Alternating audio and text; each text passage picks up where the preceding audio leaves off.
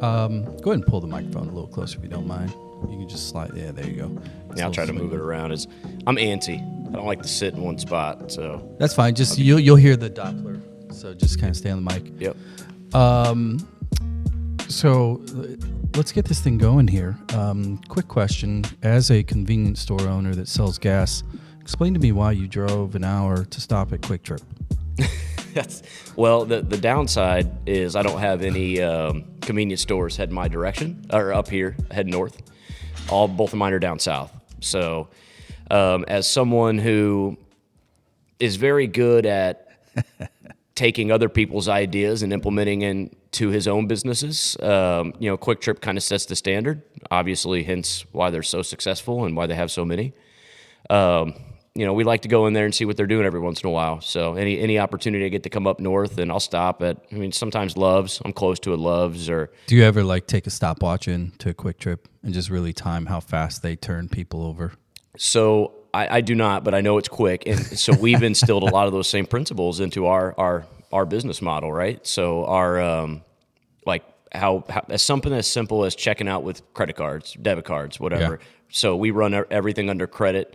Cost us a little bit more on the back end. It's faster though. But it's faster. We don't have to worry about people selecting their PIN numbers. That might be one of my largest pet peeves in the world. And I have a lot of pet peeves. Left lane drivers being number one. Yeah.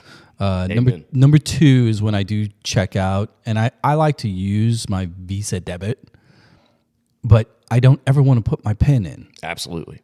And it turns me off. In fact, I have a little running tally in the back of my head. It's really pathetic. I know which little stores / convenient. Yep. I don't go there. Exactly. and it makes a difference. So, you got to think, we compete with fast food, right? So people don't want to get out of their car. However, sometimes fast food is backed up and they're jammed. If you can get them out of their car and get them in and out faster than they would have been in a fast food restaurant, McDonald's, Burger King, whatever, then you can continue to gain that business. Plus, they have more options for us. We have every drink that you possibly want. We have we focus on variety, similar to Quick Trip, and food. But do you like? Well, let me just ask a point blank question: how healthy is the food? Oh, it's not. That's not our demographic. We do sell salads. We sell we actually do have deli. So is it iceberg lettuce? Because technically that's water. Here's the deal. We don't. We do romaine. We do green leaf. That's right. So you do have nutritional value in that romaine leaf. That's right. With 700 calorie ranch. Yeah. So we definitely don't go hold back on the ranch. It's we used to get. I'm not a ranch guy, so what's the main brand? Hellman's or Hidden Valley. We used to get Hidden Valley. Hellman's is mayo. Yeah, right. And then we switched to Kraft for cost purposes, and then due to more cost purposes, because we don't charge for it, we now have some off-brand. Is it just called Ranch? It might be. I don't know. It comes in a 5-gallon bucket. No, we have the packages. We don't want to sell our customers short. We let them get what they want, and we don't charge for it. So it's kind of our thing of we got to cut costs where we can, and we don't make a whole lot of food or money off food like you would think. So that's not our business model. Our business model is to get people in and out. We serve off volume, and we live within our means. So in spirit of the show, because obviously I like to tie everything back at some point to a pop politico narrative. You're a convenience store owner. You have 2 of them. You sell fuel, food, beverages. I'm assuming scratchers. Mm-hmm. Is that universally expected? Of course. You can't get a convenience store license if you don't sell lotto. Essentially, it's just the way the land. So let's just break it into those 4 simple categories: food, beverage, lotto, and gas. Where do you make your money? So I would say beverage is probably the number one area. Lottery, you make very little money on. Is it fountain or bottle? It used to be fountain. Over the years, it's kind of switched to bottle. So unfortunately, is it because it's now $4 for an Aquafina, like a 24 ounce? To an extent, yeah. But obviously, keep in mind our cost has went up as well. Oh yeah. So me particularly, my margins have been the same since I've been in business. But as our cost goes up, obviously we increase our retail. So it's called pass through. Exactly. Yeah.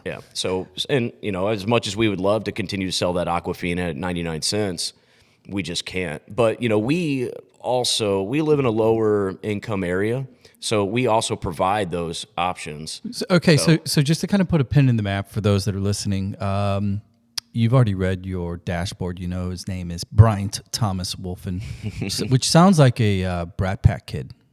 Were you really like a '80s actor in your previous life? Because you're not that old. I am not. No, I'm a '90s kid. Although I have been frequently, and I don't see it, nor does my wife, but called Justin Timberlake. So I guess you could throw me in that. I know it's not really a brat. Yeah, right. You could throw me in there. Have you ever seen The Outsiders? I've not. You should. When you watch it, you should text me and let me know which character you think that you best fit. Bryant Thomas Wolfin is Ponyboy, or who? You should check it out. It's good. It's a Brat Pack movie. It's all the winners. It's Tom Cruise and Emilio Estevez and oh my God, I'm drawing blanks. There's like 7 of them in there. I know what movie you're talking about. I have not seen it. Ralph Macchio. Yeah, Ralph. That's right. Karate Kid, pre-Karate Kid. I'll give it a watch.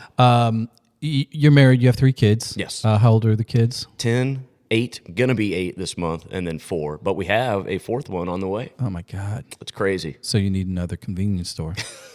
Well, you only have two per 3 kids, so technically you're going to be 2 behind. Yes, we used to have 3. We leased one, got purchased, or lease was bought out, and we were sent our other way. So yes, we unfortunately have not been able to keep up with our kids on the convenience store side of things. Do they get well? If you stick at 2, you're gonna have to divide them equally, man. I'm just forewarning you. That whole even Steven thing. Do you believe? Well, let me ask you this. This is a funny thing. We were talking the other day. Are all kids equal, and do you love them all equally, or are you true to yourself and honest, and you have a favorite? And if so, which one is your favorite? Wow, way to put me on the spot. So I've watched enough Bluey to understand where I need to go with this. No, obviously I love them all equally. They all have their quirks, and they're all my best friends. Well, they're too young. I mean, they're not. They can be pains, but they're not shitheads yet. Right. That'll come. Yeah. Yeah. Well, the 10-year-old is getting there. She's getting emotional on us. Yeah. Yeah. What's a boy-girl ratio? Girl, boy, girl. And then the new one coming is girl. So we're going to be 3 girls, 1 boy in. So your boy's going to be badass. I hope. He's going to have a lot of, quote, friends. I'm sure he will. and we're very blessed and lucky that our girls have taken the looks of their mother. And with that, I'm sure will come some teenage issues as we get going. So BMW Convenience is your store names. I had a question about that because I was thinking, like, Perry County is rural Missouri. Mm-hmm. I think you have a population of just over 18,000, something like that. So basically, you're a medium-sized state school. BMW just seems a little bougie for Perry County. Why not Bronco Convenience? Or Impala. That would Impala Palace. That has a ring to it, man. That would fit the mold. I mean, look, we could always open up a new LLC and change names, but Do I get points on that if it's Impala Palace? I'll make sure to give you credit if we decide to change and go that route. You'll be hearing from my attorneys. Yeah, that sounds. This is recorded. Yeah, of course. No, we're actually from St. John County, although it basically tied sister counties with Perry County. I mean, we're very similar in population. One central city hub, the rest is all rural. In regards to the BMW Convenience, though, actually my district, and I know we'll probably get into that in a little bit, is Perry County and St. John County. Right. But, the thing about us in BMW Convenience, so that will stand for Bryant and Megan Wolfin Convenience, of course. And so when I was coming up with this name, I had a few different, I think I wrote down like 4 or 5. And BMW just kind of stuck because BMW has a ring to it, obviously, because of the car brand. So far we haven't had any issues with them coming after me for any kind of IP stuff. Oh, after this, they're coming. Let's. You heard what happened to Mission Taco, right? I did not. Oh, Mission Tortillas. Mm-hmm. Obviously a global brand to a degree. Came after Mission Tacos here in St. Louis. Oh dear, I didn't know that. And now they're Session Tacos. Interesting. Yeah. Well, I'm sure we'll have to cross that bridge when the time comes. Yeah, I mean, we did self-brand too, by the way. Sure. So we used to be branded Golf, so under Gulf Oil's brand. And, something a lot of people don't understand is most of those companies now are not necessarily oil companies. They're more credit card networks. Oh, and so obviously, you try to make money where you can. As we previously discussed, margins aren't super great in most of our areas. So changing networks was kind of our goal, and we had to self-brand with that. So now all of our stuff is branded BMW Convenience, plain as can be. So Bryant is German for Bavarian. Got it. Essentially, that's right. Well, hey, maybe I'm not. proud of the heritage. Well, we can go with that. We'll go with that. So obviously cash flow in these businesses is critical for you, and in regards to those 4 pillars of the business, fuel. Give me 2 seconds of kind of your take, because your margin is your margin. Yeah. So let's say on fuel, I don't know what it is. Maybe it's 6% margin per gallon or whatever it is. So typically by gas, we go by cents, by pennies, and it just makes it a little bit easier. Roughly 6 to 7%, I would say on average, is probably where we are at. So would you say then $3.50 gallon is better than $2.50 gallon for the business? Absolutely not. No. I know what you're going to say. We want 99 cent. So they can fuel. spend all the money inside. Bingo. Yeah. But to an extent, this has changed a little bit over the years. So I've been in business since 2018, but managing convenience stores since 2010-ish. And the old saying, like, you don't make any money on gas, used to be true. We were usually negative. It was all about the market, get people in the stores, right? But that has changed really since I've been in business. Even when I started in 2016, we were making 8 to 10 cents a gallon. We thought that was insane. Like, that was fantastic. My business model still operates on that, so we're really aggressive on gas, especially like in our Fredericktown market where we compete with Murphy USA. They're aggressive, but in some areas, like your more rural towns, I mean, look, some of these companies are making 40, 50 cents a gallon. Yep. St. Genevieve, we don't have a store there, unfortunately, yet. Hopefully one of these days we'll get one. It's dominated by Casey's and Rhodes, which is kind of like, they're a Cape Girardeau corporation. They own like 30-something stores. And then there's an independent in there as well. And they all constantly are making 35 to 50 cents a gallon, and they're making very good margin. For fuel, that's great.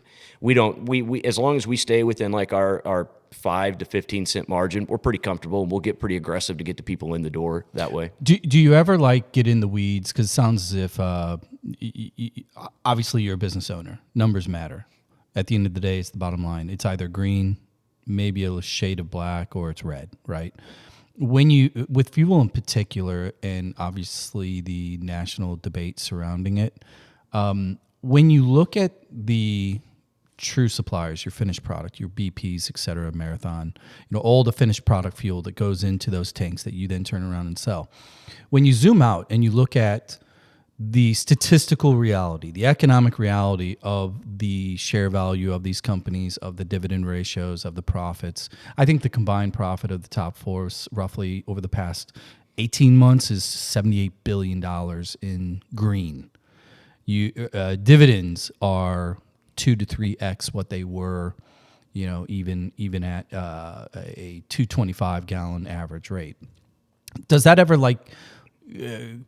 create pause or concern or maybe irritation as a B2C entity, that being, you're selling the gas. The average American that's filling up, they're not looking at the numbers I'm looking at, the EPS and everything else on these companies. What does that make you think? What does that make you feel when given the economy, they're killing it to a level that the world's never seen? Right. Well, I think obviously the irritation is always there because our margins are not that great. Convenience stores, I mean, you can make a lot of money in our industry, but I would say your average independent for sure does not. And that's why these different corporations like Quick Trip and Casey's, they have so many. Yeah. And they're usually in higher volume areas, but more I'll kind of speak from my personal experience in the more rural areas where volume is generally lower. It's extremely hard to make a decent living on 1 or 2 stores. Now, we do okay, but we live very modestly, right? Of course, that also has to do with our business model. Our goal right now being, as young as we are, is to build the brand. And the profit can come later. and right now we just make enough to get by with we reinvest, right? So we continue to build that that brand. In regards to your question, I mean, yeah, it's frustrating to see, but at the same time, I mean, hey, that's business, baby. That's what we have to do. If it wasn't for these corporations, providing us the opportunity to sell what we need to sell, then I wouldn't be here today. So and it kind of goes hand in hand. I would say, like I said earlier, most of these companies now are credit card networks. That's where they make a lot of their money, not necessarily in oil. So along those lines, then, I mean, let's stay in this political eco world. Then, I know there's a number of hearings that are occurring currently. In fact, I believe good old Joshy boy is involved on these credit card companies in particular, and then they sub out the financing to these these macro distributors like fuel, et cetera. It appears that he's attempting to at least dissect the reality of the fees, and the end result appears to be trying to create a cap, right, on interest rates, on fees, on late fees, et cetera. I know you are a freedom first kind of a politician, and we'll get into that later. But what you just said is, if it weren't for these businesses doing what they do, we wouldn't have the opportunity to open our own businesses. But in the same vein, we are also talking about a political landscape, a social landscape in which cost of living is number one. You can take everything else that was macro and micro debated during the election season. It comes down to dollars. How do you true that up? How do you, as an elected official that understands it's really about the credit card fees and it's really about their earnings per share as it pertains to benefiting your constituents? True that up for me. Yeah, well, I think we always look at the question wrong. So the question isn't how much profit these corporations are making. In my eyes, of course, as a freedom lover, I think that the question is, why do us as a people not take more personal responsibility for making poor decisions? These companies are going to try to make as much money as they possibly can. Well, let me push, but we'll have a friendly ping pong here. Okay. Should they receive a dime in government subsidy to run their business? Absolutely not. No. Okay, but you know that they do. Oh, of course. To the tune of hundreds of billions. And I was going to get there, yes. So that's where this goes hand in, this is where the issue lies. Is government continues to provide subsidies to corporate welfare, obviously is what I always call it, to a lot of these corporations, and then in turn try to regulate them to death at the same time. To whereas me, like my perfect world, Bryant's utopia, which would not be a utopia, would be just to get the government out of it in general and let the free market ride. So, but there's a load of landmines along that potential path. Sure. Number one is probably the simplest problem as I see it is basic education.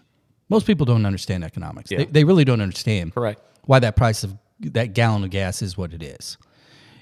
And I always think in terms of this argument of the basket of goods and everybody complaining about eggs and everything else, and they want to point the finger to government on the cost. To a degree, just as I kind of pointed out with the oil gas companies, I should say. If you really want to, you can pick any item that you buy that's in that basket, be it a pound of bacon or an Aquafina. You take any product and you dissect that product into, okay, who owns it, who distributes it, who's making money, what does their bottom line look like, what do their profits look like? Is their margins exceeding inflation?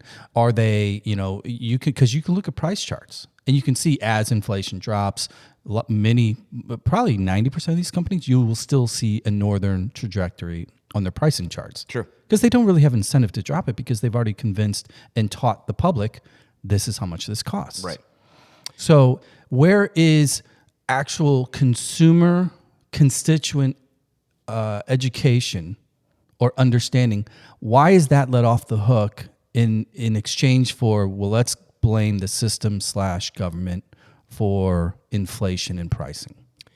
Yeah, I mean, that's a great question. I mean, I think I don't really have an answer to that per se, but what I can speak to is that, and you probably know this as a business owner, generally your retail price is going to adjust a lot quicker as your cost goes up compared to the adjustment of your retail price going down, right? Because you've conditioned your customers to spend a certain amount of money on it, and they think like this water has this value. However, over time, as costs continue to go down and, competition is allowed to flourish, then those retail prices are going to drop as well. So for instance, since Aquafina did get so high, we've done something we've never done before, and we started putting in, now this is Pure Life, but we have a third party brand that's a generic purified water to compete with Aquafina, and we sell a ton of them. They're 69 cents now a bottle. Have you looked into the generic brand as far as like, because at the end of the day, when we see a white label product, the vast majority of the time, it's a white label product that's coming underneath the PepsiCo or other. Yeah, so this one particular that I'm talking to is probably not, but I get your point. But either way, as long as the consumer benefits, I think that's where our mindset needs to be, is what benefits the consumer the best, or the most, excuse me. And, these big corporations, they're going to find ways to win. They have more resources, whether that's, in the white collar side of things, whether that's in their labor side of things, they can pay more. Like they have a market advantage. They're going to find ways to win. But, a lot of these third-party brands came in as independents and then got bought out and then by these big corporations and then made good money doing so, but then also benefited, the consumers in general. So there's the market isn't an overnight thing. Don't you believe, though, to a degree, there's a proverbial tug of war that within a true free market economy and within a true free will community, that those two things, by definition, are on opposing sides of the value prop. Meaning, for-profit companies, they have one job, specifically publicly traded companies. Their job is not to make things cheaper. Their job is to increase shareholder value. And on the other side of the fence, which is the vast majority of actual humans that have to have bottled water or food or gas or whatever, their number one goal is to see expenses drop as fast as possible. So how do you, I'm going to use this term again, how do you true that up morally, ethically, as a representative of these people because the idea that just opening things up and competition will drive prices down, we've attempted that for 250 years, and we're not there yet. The greatest economy in the world has yet to see that truly spread equitably across multiple demographics. Well, I would consider what we have now is not a free market. I mean, we're so heavily you want to bring back. We're so heavily regulated. I want to take us back to the credit card companies, for instance. In the specific Josh Hawley clip that you're probably seen the same thing that I seen. He refers to Visa and MasterCard having 80% cap on them, or basically 80% of the market. I forget if I don't know if that was in credit card loans or if that was just 80% in. I think it was transactions. Transactions. I couldn't remember what it was, but either way, it's such a heavily regulated industry that mom and pop down the street can't get involved, essentially. So how is yes, they have 80% of the market, but that's because the government has gotten in the way of this industry to prevent, which by the way has typically been lobbied by MasterCard and Visa, I'm sure, to an extent. So like all these senators and Congress people can make their clips and post online, but in reality, these same corporations are the ones donating to their campaigns in the first place. Let me give you a true today. Literally, the news broke yesterday. It was a Federal Trade Commission court denied the merger of Kroger and Albertsons, and the reason was that they claimed that it would be anti-competitive for two of the largest, if not the largest, kind of grocers to merge, therefore eliminating competition. But yet, their argument was, if you don't allow us to do this, how are we supposed to compete with the largest Walmart, and Amazon coming down the pipe? Absolutely. And the courts, in their quote infinite wisdom, said no, those are multi-use verticals, meaning they sell so many other products you can't call them supermarkets. You two are exclusively supermarkets. You're in your own category. Go pound sand. Yeah, it's wrong. So So that's counter to what, but that's like completely opposite of what you're kind of laying out from a standpoint of the government creating so many regulations and not getting involved. And in this case, they said, no, you can't merge. Let's keep competition. I'm telling to keep them from merging is wrong. So they should be allowed to merge to be able to compete. And so obviously Walmart has. But wait a second though. If we do that, how is that different? Let's talk about credit card companies and grocery chains. What you're saying on the credit card side is that they're so big, they're so insulated that small competition can't come in. Yet the reality is the barrier to entry is really economics. Most smaller companies could never compete with the scale and the cost to actually get up and running. And on the grocery side, you're saying the exact opposite. I don't think so. I mean, I'm not advocating for what Kroger is saying is true. I don't see why they can't compete with Walmart without merging. With who was it? You said Albertson or Kroger Albertson? Yeah. So what I'm agreeing with is that I don't think that the government should interfere in that exchange.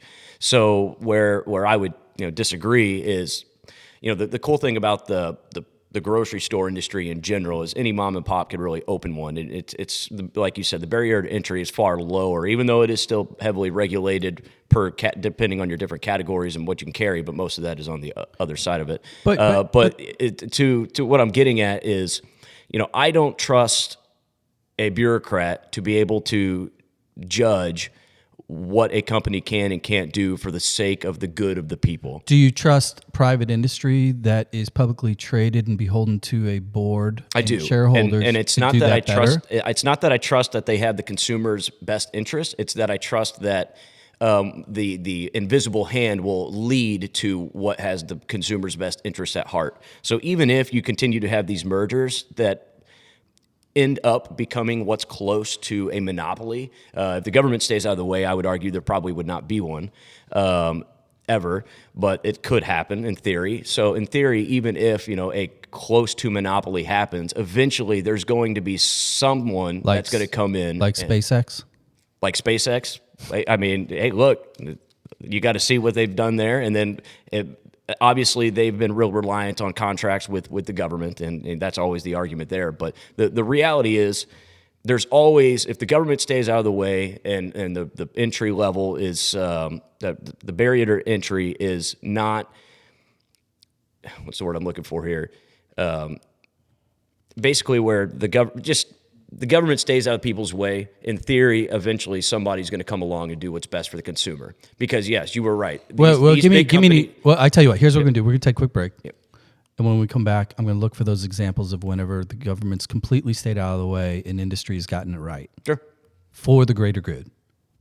That's the caveat. Because if we're talking about benefits, we can't talk about share value. We have to talk about consumer value. Fair enough? Yeah. All right, quick break. Yep. You don't get to have these philosophical conversations in the regular political realm. That's why I have the show. And that's why these podcasts are so important. Of course, most politicians try to stay away from them. But when you actually be able to get into the weeds, I'm probably not a good spokesperson for Austrian economics, not necessarily because I don't believe in them. It's just because I haven't had these conversations enough to be able to promote them the way someone else could. All right, let's do this here. All right, we're back. Quick break. We were talking about when the government gets out of the way, industry. Your premise, your theory is that you believe that if government's out of the way, businesses will get it right. Okay, so let's try and whittle that down a little bit so that we can at least create a threshold or a benchmark, so to speak, as to an example of where government's completely out of the way and industry's gotten it right, and the industry has thrived and the consumer has thrived, and it was a win-win-win, right? Sure. What do you got? Well, I mean, offhand, in the little 5-minute break we had here, I didn't have a chance to look up any specifics. But But I mean, I'm sure there is, right? So I mean, the theory is there, and this is the problem with theory, especially economic theory in general, is proving these. With me just sitting here in front of you, I don't have those specifics, just being honest. But I mean, I can try to give you specific, like from me, which isn't, a big corporation. And so like, you could argue that I have my community at heart. Well, but like, let me bail you out a little bit. And I want to, if I could just finish my example real quick. Go ahead. So we took over our store in St. Mary, Missouri, in 2022. The store was on the verge of bankruptcy, and we got a pretty good deal on it because of that. And we were able to kind of sneak in there and make a good deal with those. Those owners benefited. They didn't have to get foreclosed on or file for bankruptcy or anything. We come in, we're going to try to benefit because, we're there to try to make a profit. And then the community also benefits because this company was on the verge of closing down. They already were running out of gas every other day. They didn't have any product in the store. So the community was kind of hurting there because they had to go other places. So we come in. Well, what was the fundamental reason it was failing? I mean, in hindsight, was it owners taking too much equity out? Was it pricing? Was it overhead, labor? Because there's always something. Ignorance of the industry. So this was their first company, and I don't want to throw them under the bus. They were also immigrants, and COVID happened. And they bought the store in, I think, the late 2019. Obviously, COVID 2020. Oh, yeah. And then they were stuck in Puerto Rico. So like trying to run your first company that you've never ran before. Yeah, that's a big asterisk. Yeah. So like I said, I don't want to throw them and sell them short, but we just got very lucky. But anyway, so we come in, and our goal there is obviously to make money. We come in, we don't buy a store to be a nonprofit. We come in there to make a living. We come in. We're trying to build that brand as well, as I established earlier. So the number one way to do that, get customers in, show them what we got. We get super aggressive on all pricing, lowering the cost. We're 20, 25 cents cheaper on fuel in some instances compared to our direct competitors, which, are about 10 minutes away, both sides of us, north and south. But we drove up, and of course we invested a lot of money into that store as well, painted it, rebranded, brought in new kitchen equipment, yada, yada. Pay staff a little bit better. And anyways, customers just started flowing in. And the amount of compliments that we would get on the cleanliness of the store and how aggressive we were on gas and, how much money we were able to save people just by being 25 cents cheaper on gas was pretty substantial. So, if Rhodes would have came in or one of these other bigger corps would have came in, it's possible that the store would have continued to not flourish because they did not really see their consumers in the light. So where does government rule come into play in that transition as far as to the premise that when government gets out of the way, businesses do right? Because it sounds to me like what you did, which is smart. I mean, it's business 101. You bought the business. You were a dealer. Hey, I'm going to give you a taste. I'm going to get you in. I'm going to give you a taste. You're going to love it. And then I'm going to move my prices back up to normal, and you're going to be hooked, and I got you. Sure. Of course, we haven't done that yet, and I don't intend on doing that. But, where if you want to take for the sake of the argument, say some bureaucrat in the whatever department of whatever wanted to come in and be like, well, this community really needs someone like Rhodes to come in because they're a bigger corporation and they can sink more money up front, and we think they would be better for the community. So we're going to give them the opportunity to come here instead of you. Then all of a sudden, these citizens in St. Mary, which is a very low income area, are going to be paying 25 cents more for gas. They're going to be paying 20 cents more per 20 ounce. But in fairness, that didn't happen. Well, no, it didn't, but you said provide you an example, so that's what No, that's a hypothetical. The example would be something that's actually... Sure, and as I said, I don't have any specifics off the top of my head. And to be clear, I'm not a fan of excessive regulation either. I mean, obviously, you know a little bit of my background, right? Buying buildings, renovating, construction, development here in the city of St. Louis. I mean, it's real simple. To get anything done, there's about 32 people that you have to roll through. And it's not actually 32 people. It feels like 700 people. Absolutely. But there's a process.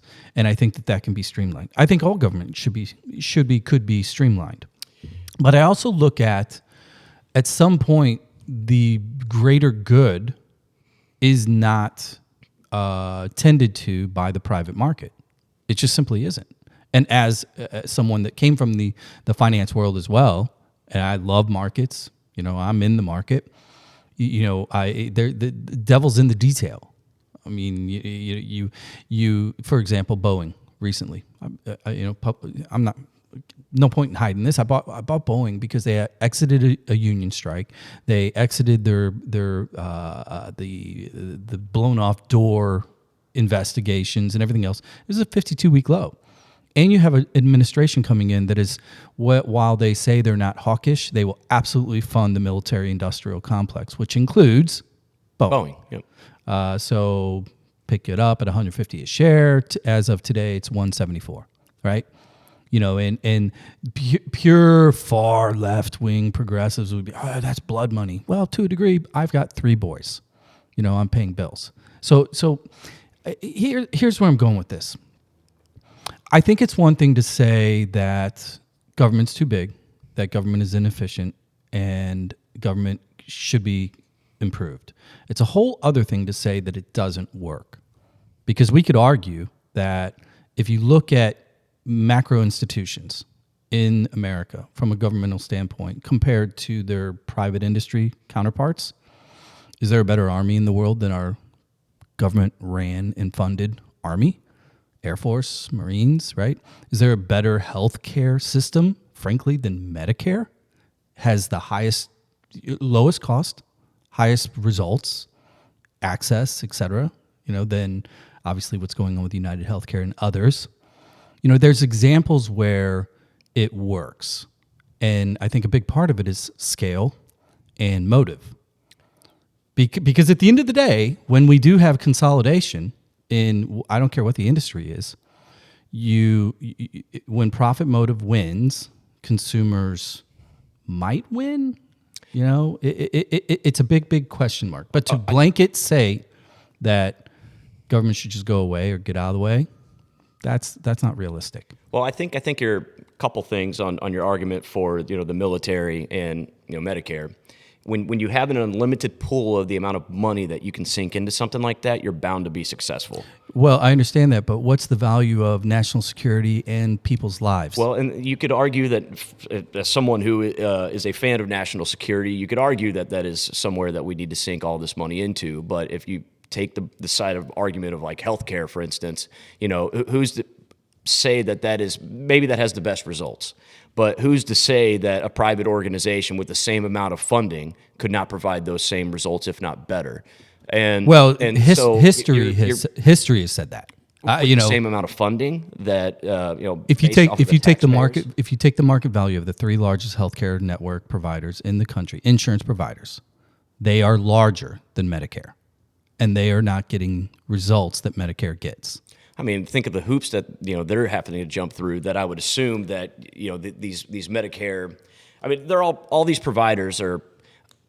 Why are we getting to the point to where a lot of these providers are not wanting to accept Medicare, or they're pushing out Medicare profit? Exactly, because the money is not there. No. That's not why. Because United Healthcare, UHG, United Healthcare Group, they have one customer. That's a shareholder. It's not a hidden secret.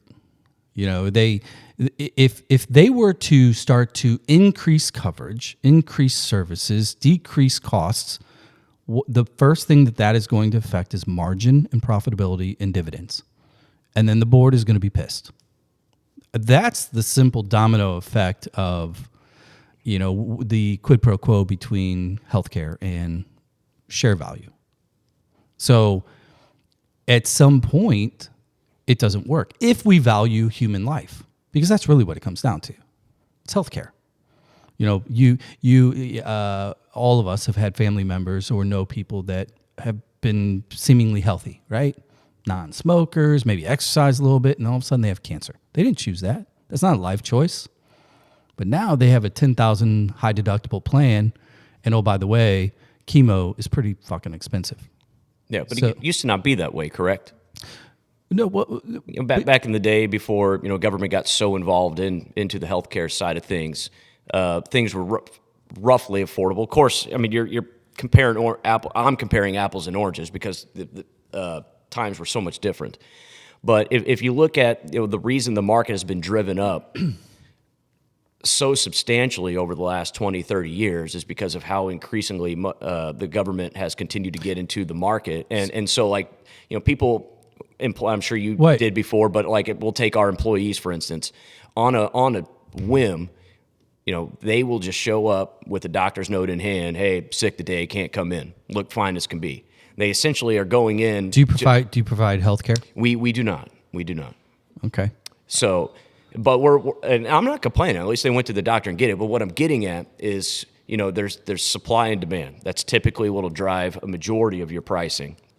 And if your demand is extremely high, well, then of course you're going to try to. Well, that's not necessarily true, and here's why. Because whenever somebody gets sick or hurt or injured or they have treatments that they need, they are at the mercy of their network. Which means, you fall down. Let's say you have a kid, right?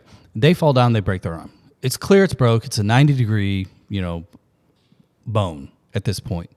The system will many times force okay, in order for you to get the referral or to go get this fixed, you got to go through your primary. You got to go through your pediatrician. Well, the pediatrician doesn't set bones, and it doesn't take a rocket science to see that the bone is sticking out of the skin. It needs to go get fixed. So the system is structured. The private system is structured that there's a path. Yeah, but who structures that? The private, because we don't have single payer. No. Because we don't have single payer healthcare. We don't have universal health. These are all private networks. Because of the way that the government is structured, the healthcare, and I'm not going to say you're to be an expert, by the way, but so you have different specialists in different regions. If my wife who's pregnant wants to see a specialist, we use a midwife. My midwife can't recommend us to go see a specialist. We have to go to a physician to be able to recommend. But that's not government mandate. That's insurance mandate. Sure. I mean, to an extent, yes. If we're going to have this conversation openly and fairly, it's not. Maybe it is a private mandate. The insurance companies are the gatekeepers.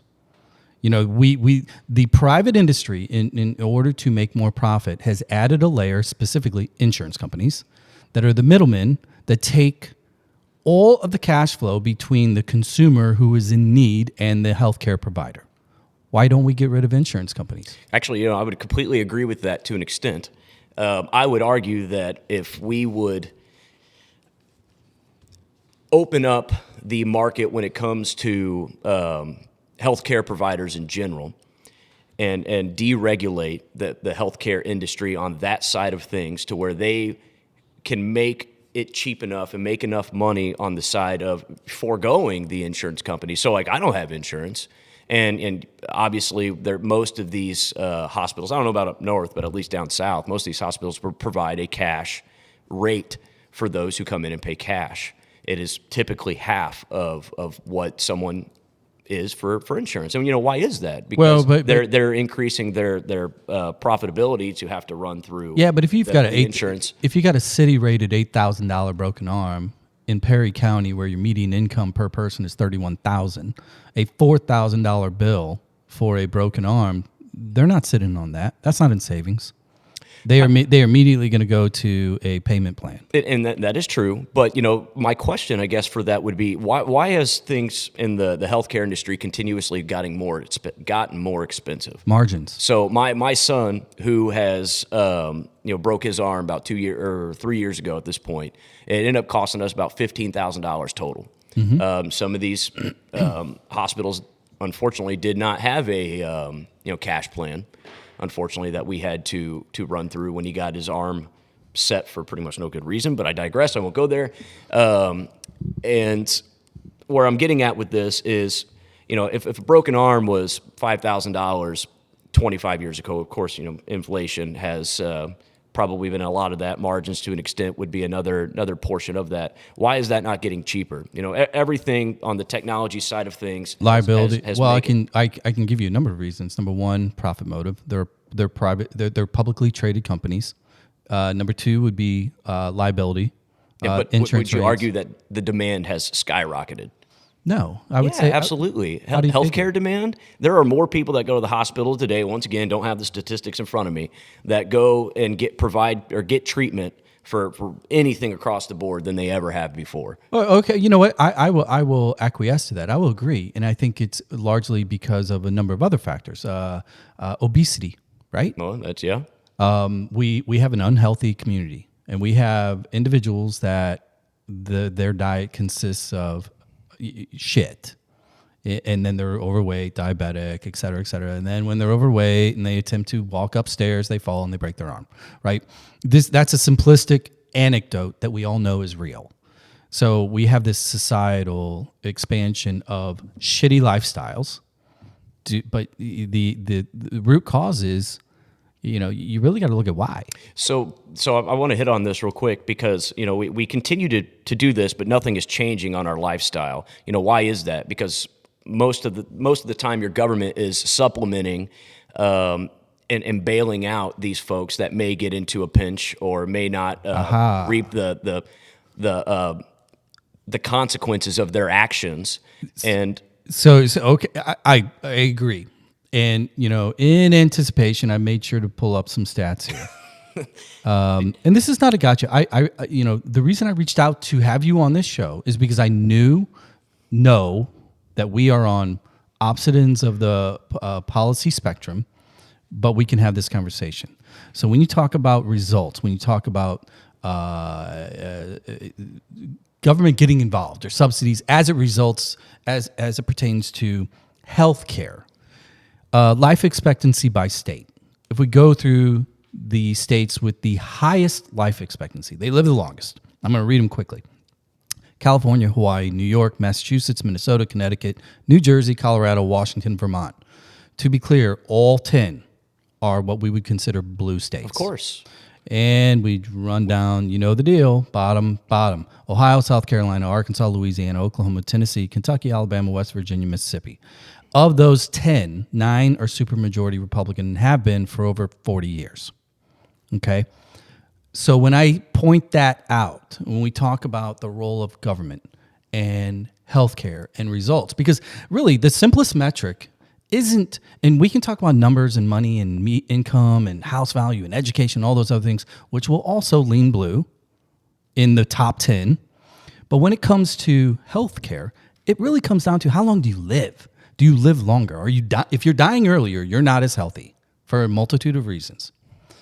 Why do you think there's such a discrepancy, a measurable difference between states that have way more government intervention as it pertains to trying to expand Medicare, expand Medicaid, provide more healthcare services to try and get costs down, largely due to ACA, Obamacare, and the states that are lagging are the ones that have been fighting the expansion of government services. How do you true that up? Well, I think the argument there is obviously they're sinking way more money into their healthcare systems than we do here. That's no doubt. I'm not saying that it doesn't produce results, but at what cost? The cost is, yes, you're increasing life expectancy, how much but you are also stealing from your taxpayers to be able to provide from that. So including like us Missourians to an extent are paying for Californians to live longer. That's whoa. That's demonstrably not true. I'm an econ guy, and I can pull it up. Missouri is not a net exporter of taxes. It is an importer of federal taxes. Sure, but I get what you're saying. Disagree to an extent. I mean, I don't disagree that we do obviously import more percentage-wise, specifically with our budget. Statistically, I do agree and with we are that. one of 12 states. The other 11 are also Republican majority states that denied or declined expansion of federal funds for Medicare expansion. Yeah, but then but we have still expanded that to this day, correct? No, Yeah, no. So that's another thing. The people of Missouri voted to expand. Yes. The Missouri House and Senate didn't. They did not. They denied the will of the people 6 years ago when the ballot initiative was on the table. Yes. To it expand. went through, correct. And loophole after loophole and little legalese, the Missouri state government Republican majority, said, nah, we really don't believe you guys know what you want. We're not going to do this. And they didn't do it. I thought that went the other direction because, to this point, at over a third of our budget, I think it's about 44 to 45% of our budget now goes towards social services of some sort. And a lot of that skyrocketed after that Medicaid expansion was. But to be clear, passed through. even in the state of Missouri, though, because 78% of Missouri's GDP is derived from 3 counties that are not red. The vast majority of money that is generated in the state of Missouri comes from blue to light blue, purple districts. That's just the financial reality of it. Okay. So those counties export income subsidies to rural red counties. And I'm trying to understand the mindset of leadership. And now you're one of those individuals. You are a leader. You're an elected leader. Let me just ask you this. We talk about at what you've said a couple times, at what cost? How much is his life worth? Is there a dollar amount? Is there a value from a taxation standpoint or a spend standpoint that you feel is a threshold or a limit to what somebody is worth from a healthcare standpoint? I don't think you can put a number on that, which is why a government shouldn't.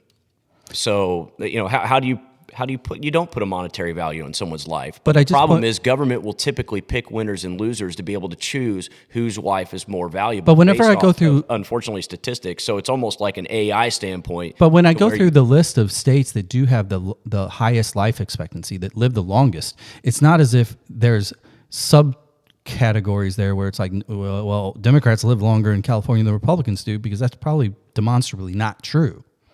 It's not as if government is choosing a demo per se. It's just saying life in those states is more valuable, and as such, the investment that they've put into it is resulting in people living longer.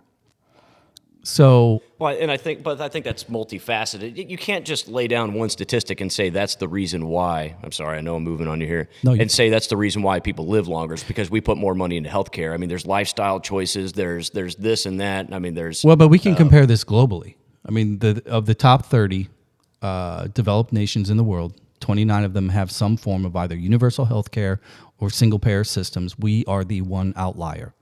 We have the majority of our healthcare provided by private insurance. We are decelerating in services and in outcome, et cetera, whereas other nations, Scandinavian nations in particular, even Japan, et cetera, life expectancy, they're outpacing us by 5 to 7 years per person. So once again, lifestyles are completely different in those areas for sure. Demographics are completely different in those areas. For sure. Of course, I mean there's other areas, and unfortunately, I would have versed up a little bit better on my healthcare side of things if I would have known this is where we were going. No. Certainly that was not my area of expertise. I would say that the general ignorant argument for me is, a bureaucrat or the government is never going to decide how to spend my money better than I do, right? And I know you hear that a lot, and I agree with that. And so, like, for me, why should I be punished for the sake of the greater good? And I know that seems incredibly selfish, but here's the thing, is my family, we take care of ourselves. I'm not going to say where we eat super clean and super healthy, but we do try to eat healthy as we can, constantly stocking our refrigerator with fruit, constantly having fresh local produce and fresh local cattle and chickens and just poultry and things along those lines. Like we source those locally, and we know where those items come from. Of course, we're an outlier. We're able to provide for our family that. Not everybody's like that, but when the government comes to me and takes 30, probably about 20 to 25% of my income, to probably 22%, roughly, to distribute it amongst others, I feel incredibly frustrated by that. Well, by the way, that's just income taxes. Right. When it comes to property taxes and other things, when I'm still providing. I know, but I got to push back on the talking points, because when you say distributing to others, 22% federal that is distributed to quote others. Those others are also predominantly, probably 65% of that 22% is your military that you believe Absolutely. in. Okay, so Hey, for the record, but before you paint me with a brush here, No. there is not a department in the federal government, and there's not a department at the state government level that I would not cut, and that includes military. I would agree through process. I think efficiency can be had everywhere. So we're on the same page there. See? Agreement. Should we both get on the Doge volunteer? I don't like the idea of the largest contractor, private contractor of the federal government that has made $4 billion a day in personal net worth since the election being anywhere close to addressing efficiencies for the sake of private industry. You know, I could agree with that. That's actually something I've actually said already. I do think there's a specific conflict of interest there with Elon being a part of that. Yeah, specific to the tune of $1 trillion in personal net worth if he gets his way. But you know what I can argue is the fact that someone like Vivek Ramaswamy, who has been preaching these since he was running for office, or like Ron Paul, who's been preaching this since he was in office. But don't you think it's the simpler solution would be if Republicans actually carried the water pail with water in it that they claim that they believe in, pass a balanced budget amendment? Yeah. Simple as that. Absolutely. That's all you have to do. You do not need all these. Okay, Hey, let's make government. Let's be real honest. Hold on. Let's make government more efficient by adding another agency with 2 leaders. Yeah. That's super efficient. Yeah, so I agree with you. Yeah, this is something we're going to concur on. And you know what's funny is there's a uniparty at the federal level. I would argue there could be a uniparty at the state level, but absolutely. But at the federal level, do you really think either party wants things to change? Of course not. It's extremely lucrative to both sides to continue this fight and this arguing back and forth. You know, whether the Democrats want more money for health care and social services, and the Republicans want more money for essentially the military and education to an extent. Of course, some of that's changing, but go ahead. Sorry. Quick break because I need to hit pause here. Okay. We'll be right back. We're gonna dissect this more. I got plenty of terabytes worth of storage on this thing. Love it. All right. I'll tell you right now, if she would have ran 12-point win minimum. Here we are post-election, and if the numbers keep coming in and the margin continues to slip, he's now officially a plurality president. There's no more 50% vote. Right. It's at 49.2. Right. Her numbers continue to go up with still the last counts. Maybe that's a nice little transition because I'm kind of sick of healthcare too. I mean, I didn't even talk about Luigi. Oh gosh, yeah. Yeah. Well, once again, that's just not something. Obviously, I would never condone any violence. It's just not something that now I'm in the state politics. Like that's where like my. Yeah, we can. Well, let me just ask a quick, really simplistic question. I don't think anybody would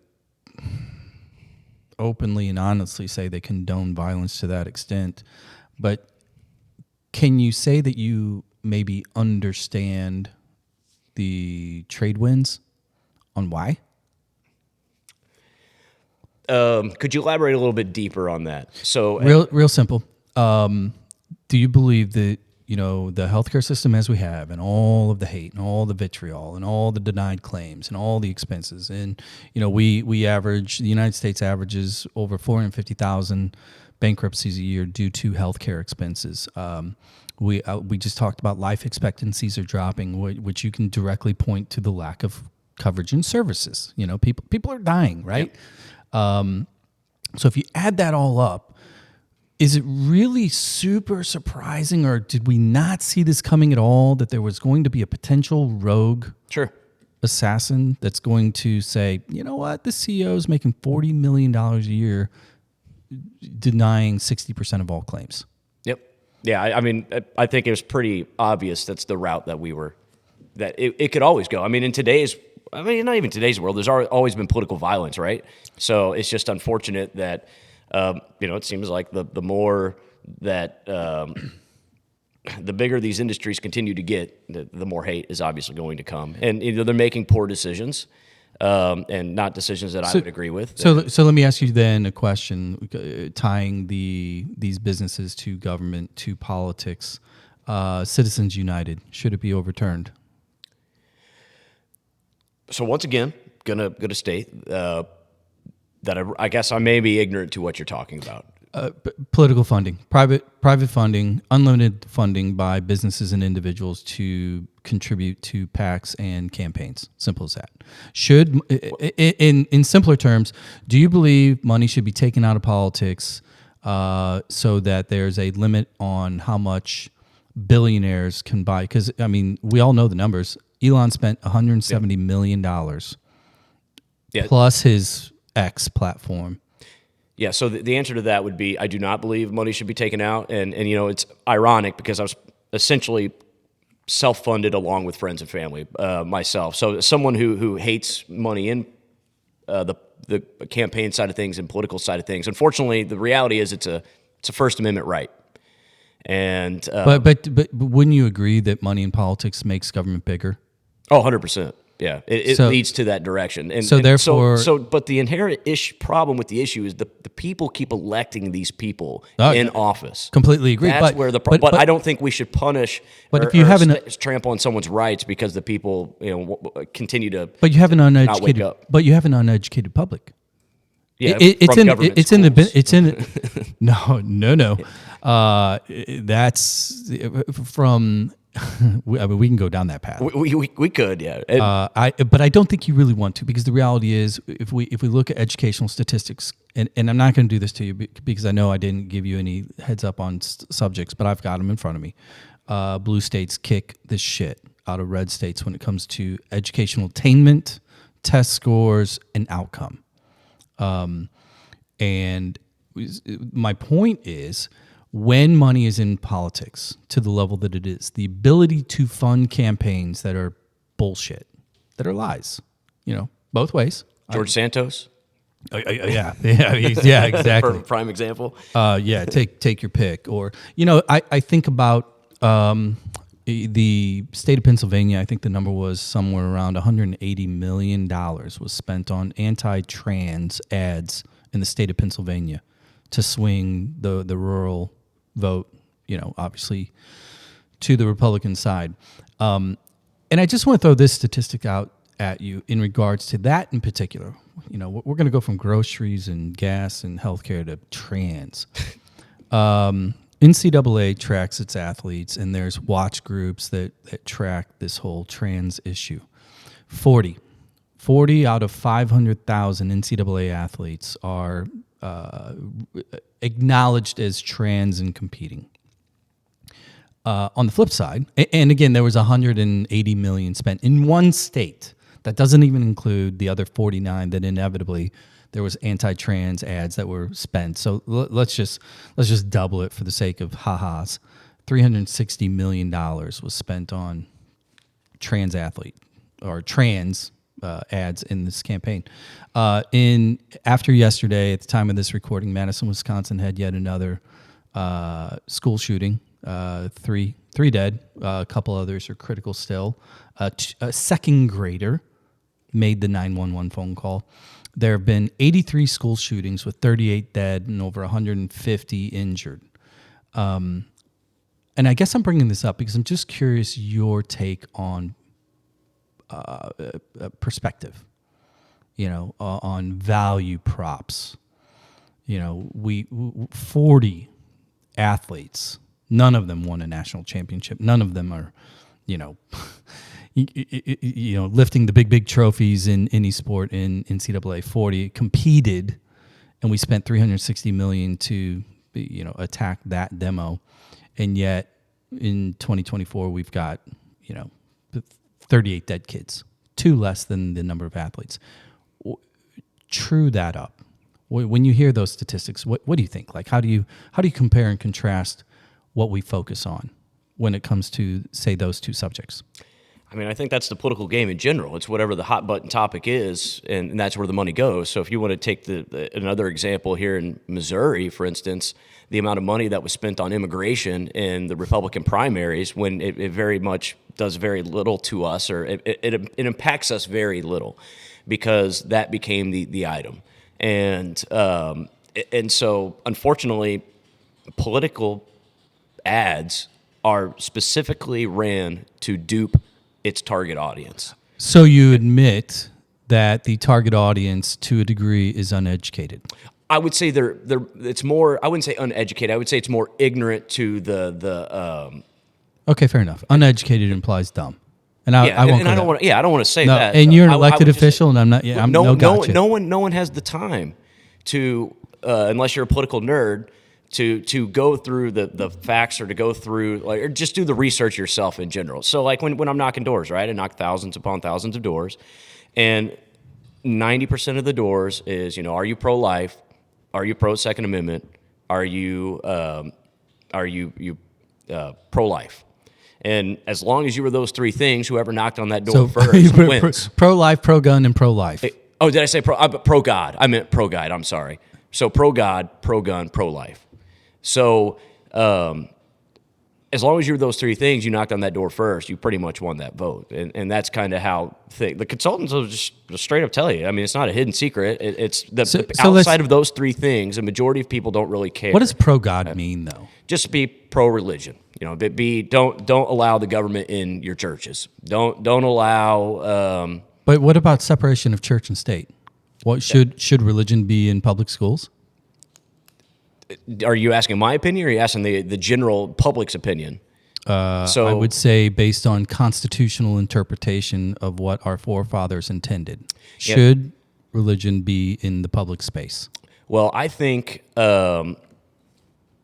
in regard to education, I would argue that a lot of the founding fathers did not believe in public, or would not have believed in public education anyways, or would not think that education was a route that the government should be in. But they also didn't envision ARs on sale for $1.99 at Walmart.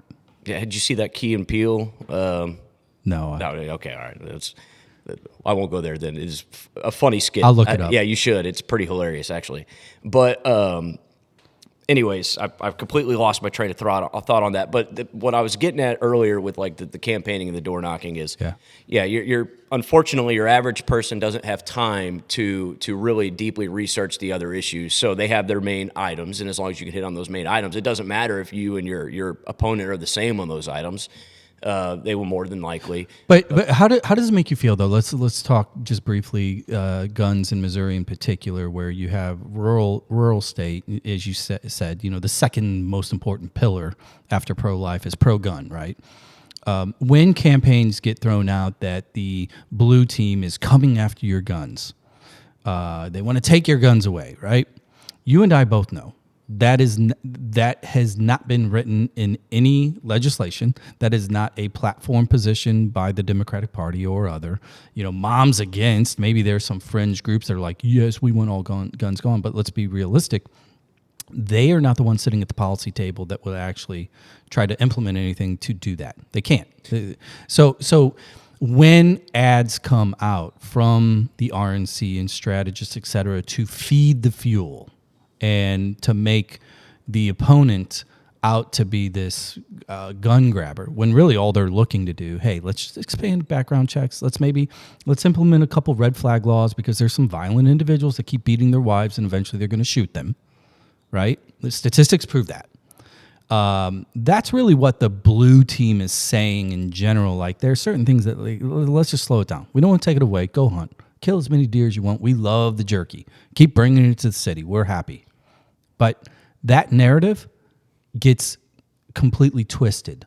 Why? So, I mean, first of all, before you just put all the blame on the Republican Party, the Democrat Party does the same exact thing. No, well, I'm just... And so there's scare tactics, and it's I'm not giving them a pass, but what I'm saying, in a majority red state that used to be a pretty moderate bellwether. In fact, it was the bellwether for 75 years in presidential elections. Whoever Missouri voted for won, right? Well, they lost that in come Obama, right? Missouri didn't like Obama for an obvious reason. When we talk about guns in this state and we talk about the narrative, what I'm talking about is this just extreme fear, this ideological fear that they're coming after everything. They're coming after my 9. They're coming after my 22, whatever. I don't even know. I'm not a gun owner. Why keep doubling down on that when you already have a majority? So, first of all, or I said first of all last time, the reason I think this, and I am not a poli-sci major. I don't know I didn't get into politics to study the statistics of, how the psychology of politics and this and that. But I can tell you from my point of view, and I think it's correct in a sense, is that if you don't paint the scene as being dire, then people aren't going to care enough, and then those rights will be trampled on. So, as a Republican or as a conservative Republican, we believe that our right to defend ourselves is inherent and given to us by our Creator. I've heard this. I've heard this argument before. I have a very good friend that is a Freedom Caucus friend, to be honest with you, that is always taking the position that opposed to any legislation because it's just going to lead to them all going away. But what we're really talking about is a spectrum. It's an incremental spectrum in which the Democrats. Let me back up. Moderate individuals are just looking for improvement. We are not seeing improvement as it pertains to gun violence across the board. And the per capita reality of gun violence, I will bring this one up. Let me see here. Per capita, the states with the highest gun violence per capita are, this is top 10, Mississippi, number 1, Louisiana, New Mexico, Wyoming, Alabama, Montana, Alaska, Arkansas, Missouri, Tennessee. Per capita, those are the states that greatest chance of gun violence occurred to you. The lowest, the safest per capita, Massachusetts, Hawaii, New Jersey, New York, Rhode Island, Connecticut, New Hampshire, California, Minnesota, and Nebraska. When you hear that, what goes through your head? The first thing that comes to my mind is, where is that violence being taken, being done at, right? So, like in my town, it's not happening. Well, you have a population of 18,000 in the whole county. Yeah, but I have 37,500 in my district, or 38,000 in my entire district, and we don't have gun violence. So to trample on someone's rights and tell them that they don't have the right to defend themselves from tyranny from their neighbor. That's not what anybody's saying. Well, to an extent, to what your Freedom Caucus friend said, I would agree that it will lead to the eventual. If you just look at the vast majority of legislation, though, that's been proposed from the blue team in regards to guns is not about taking any gun away. It's about improving the process and filtering access. Background checks, mental health checks, whatever, red flag laws, et cetera, in which it's like... Yeah, but once Democrats, again, on that side of things is then you start getting into the point of where, bureaucrats are the ones kind of deciding who can and can't get weapons, and maybe they have somebody's wife who had the FBI is still bureaucrats. The FBI is... Are you saying that the FBI is predominantly blue or red? Because when you have 20, 30, 40-year employees there, I'm pretty sure you got a pretty balanced bucket. And it's possible, but the point doesn't change, is the fact that when you have someone deciding who can have their rights and who cannot, based off of maybe someone's ex-wife that maybe had an issue with them 5 years ago that had a little ping on the record, but all of a sudden... I think the statistic nationally, including vast majority in red states, statistic nationally is like 72% of Americans agree that expanding background checks and other similar laws as it pertains to gun procurement is justifiable. Even in red states, you have a majority, over 50, that say, yes, these are good things. Why push back so hard on that? Because what about the will of the people? Because you're trampling on someone's right. Are you? And so if the majority is in favor of stoning somebody, would you be in favor of it because the will of the people say that we should stone this person for whatever If you put reason? a ballot initiative on the table and it said, do we want to implement and improve stoning, and it got over 51%, well then, you know what? I believe in democracy. I'm going to say whether I agree with that or not, hey, Will of the people. That's how it works. Unfortunately, I would not agree with that. Why? Because you can't choose to kill someone because the majority of the people believe it to be true. But you can't choose to protect someone because the majority of people believe we should have a little bit more stringent process before somebody takes a gun and they're mad and they go shoot somebody. Say that one more time. I'm sorry. What you're saying is that we can't protect people on the flip side by simply implementing a process that it's not going to stop anybody. We're talking about a speed bump. Cars.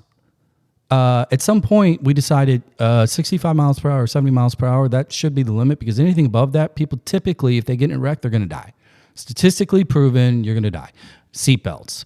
The government said, you know what? We probably need to make this a law because every time people get in a wreck doing 55 without a seatbelt, the percentage chance of them dying is pretty high. Yeah, but that's protectionism of someone's own decision, which we shouldn't be doing. In my opinion. But that's not. But the thing is, like when it comes to gun legislation, asking someone to just make sure that they're not a freaking felon or a violent criminal or have a history. Because now what we're finding, specifically in the school shootings, like the one last year, what was that kid, the Colt, whatever, FBI had been to his house multiple times. But due to local legislation and local laws, protecting someone's right to have a gun, they couldn't do anything about it. And on the flip side, the kid finally does something about it, kills 12 kids. Like, at some point, who's culpable? Yeah. So on the other side of the argument, is there not a way that we can increase the resources for defending these facilities that do not allow So you're saying weapons? It makes more sense to put in metal detectors than to just ask people to fill out a background check? Yes. I'm not willing to cave on my right to... What does that say to kids? Kids are impressionable. Like the optics, because there's also extremists that are like, we should arm all teachers. They should all have a 9 on their hip.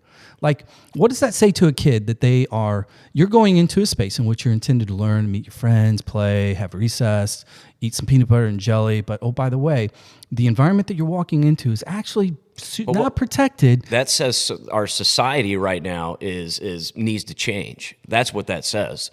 So, and where are these students coming through, or where are these typical student shooters coming from? They're coming through the system, this government paid for system that is, and basically... No, they're not. No, they're not. They are. School shooters predominantly are young white men that are suburban, that have... that are not participating in extracurricular activities that typically, have a large percentage of them are gamers, specifically violent games. Sure. And they're in households in which, but they're told they're growing up in a society where they're told that they are inferior to other people to an extent, or that by who? By everybody. I mean, the demographic that you just listed off is obviously pinged as being the worst of the worst type of people. No, that's not true. All I said is that they have the highest propensity of implementing and executing school shootings. I'm not saying that they're the worst. I'm not saying... But what I'm arguing is that, that you constantly have a society that continues to throw that demographic under the bus, essentially, to an extent. And they're told about how poor and how bad of a person they are. And they're playing Call of Duty. Well, I mean, I play Call of Duty, and I've never had the inkling to try to shoot anybody. And they have parents that have been unengaged. Correct. So let me ask you this. School shootings moving forward, this happened in Michigan, parents being charged. Have to think about that, but open to the discussion. I mean, because sub 18, the kid is the responsibility of... You're exactly right. I can't I don't want to obviously give you one way or the answer without kind of thinking about that. Yeah, but your gut reaction, I could tell by your facial expression. If you're listening, go to YouTube. You can see his facial expression. Your gut tells you charge him. Someone's got to be responsible, right? To an extent. So... But I'm not, just for the record, I mean, once again, I have not thought about this issue before. But I don't want to throw the parents completely under the bus. I mean, do I think they should be charged with, first-degree manslaughter for 12 students because their child, did something poor? Took their guns. Probably not to that extent. But I do think there is some sort of sense of responsibility What about that the parent insurance? holds. What about insurance on the guns? Could you elaborate on that a little bit? If you're a gun owner, Like an example? if you're a gun owner and you've got a locker of guns, should you be required to carry liability insurance? Required, no. But is it something Are that you could required be to out carry there? insurance on a car? You I are. get that what you're going to say is, well, the Second Amendment's different than a car. But anything we do that presents a physical risk or liability to other humans and or ourselves. Well, for the record, before you get too deep in the weeds on this, I would be a proponent behind not mandating insurance on someone's car. However, I think once again, it's a layer of protectionism that we have against someone's poor choice. Yeah, because if some you don't, dipshit if you don't have insurance and you run into somebody and you don't have insurance, well, you should reap the repercussions of your actions, and maybe go to jail or go to prison or whatever because you decided not to have insurance. Like there's checks and balances, and the way that we're doing it now, I don't know, is necessarily the best way that we could do it. So I just wanted to, before you went too deep down that rabbit hole, I just wanted to let you know I may not be the best person to argue that point because car insurance in general, I don't know is necessarily a mandate that. Yeah, but I mean, if you're driving a car and you don't have insurance because you're one of those individuals that are like, fuck the government, I'm not doing any of this, and the brakes go out, no fault of your own, and it ends up rolling. But it's still your fault that you didn't provide the coverage. I understand. It's a decision that you made. You should still be punished for not having that. But how does the family that gets T-boned? How are they made whole? I mean, there's So just fuck them. no. There's obviously. Look, if you're because if they're going to sue the person and the person is clearly, the majority of people that will do that are poor. Sure.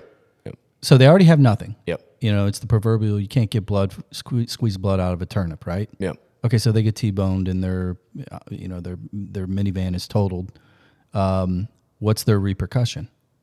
I mean, if the guy is obviously going to be probably charged with some sort of manslaughter of some sort, whether that's to a lesser degree or not. Well, let's just say it's all property. Let's just say it's all property. But this is a single mom with 2 kids and needs the car to take the kids to work, etc. And now she has no car, and there's no insurance coming her way to fill it back up. Yeah, I mean, I would assume she would hopefully have her own insurance, but if not, then but you know how insurance companies operate. If it's not their fault, they're going to go to the other party. That's why potentially. But then at that point, it would be on the insurance company to try to get their money back. So had actually a personal example of this to where we had a situation where someone essentially wrecked themselves, tried to blame us, came after us.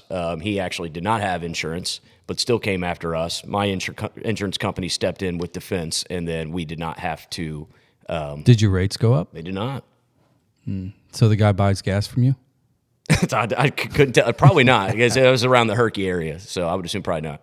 Hey, we're going to take another quick break, reset here. When we come back, I want to focus on Missouri for you a little bit. Okay. Let's get into the weeds on who we really are as a people in the state of Mo, the show me Mo state. We'll be right back. All right, we're going to talk about the state of Missouri. We're going to talk a little bit about the 10,000-foot view stuff that's landed on ballots, and then want to get into a little bit of some of the things that you've worked on. Let's a couple things about Missouri. It has a pretty open, pretty. I wouldn't say easy, but it has a process to put amendments on the ballot. Basically to expand freedom, allow people to vote on it, right? Yep. Pick the subject, put it on a ballot, and here we go.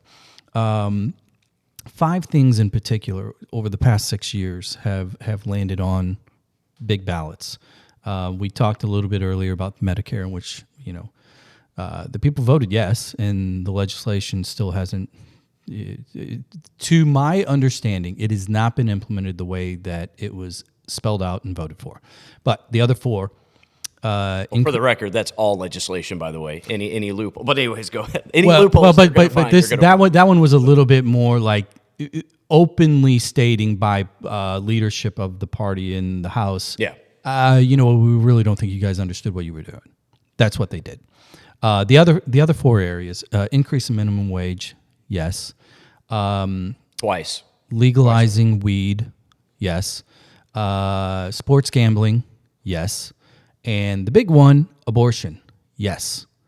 Medicare, minimum wage, gambling, weed, and abortion. 5 subjects that, when they are implemented, would scream. If I were to say, hey, I've got this town where they've got a lot of Medicare, minimum wage is really high, there's sports gambling, weed's legal, and you can get an abortion. Most people are going to be like, oh, am I going to San Francisco? And I get to say, nope, you get to go to Missouri. That's what the people in Missouri want. Help me navigate the irony, the hypocrisy. Oh, this is simple. I mean, it's we talked about it earlier. Political ads, campaign ads, completely there to dupe the people, depending on what both sides do it. But and so let's go with the most recent at hand situation here with the abortion side of things. It was constantly pinged at that obviously Missouri beforehand was the most pro-life, had the most pro-life legislation in the United States. But it was only because Schmidt had it scripted day one. From Roe v. Wade, yeah. It was targeted, it was triggered. Post-Dobbs. Yeah, exactly. So I don't agree with this sentiment, but I think it could be argued that, Missouri possibly went too far to the right with that. I don't agree, but it could be argued that. Maybe Missouri is a little bit more moderate on this issue. I'm in a box because my area is very Catholic.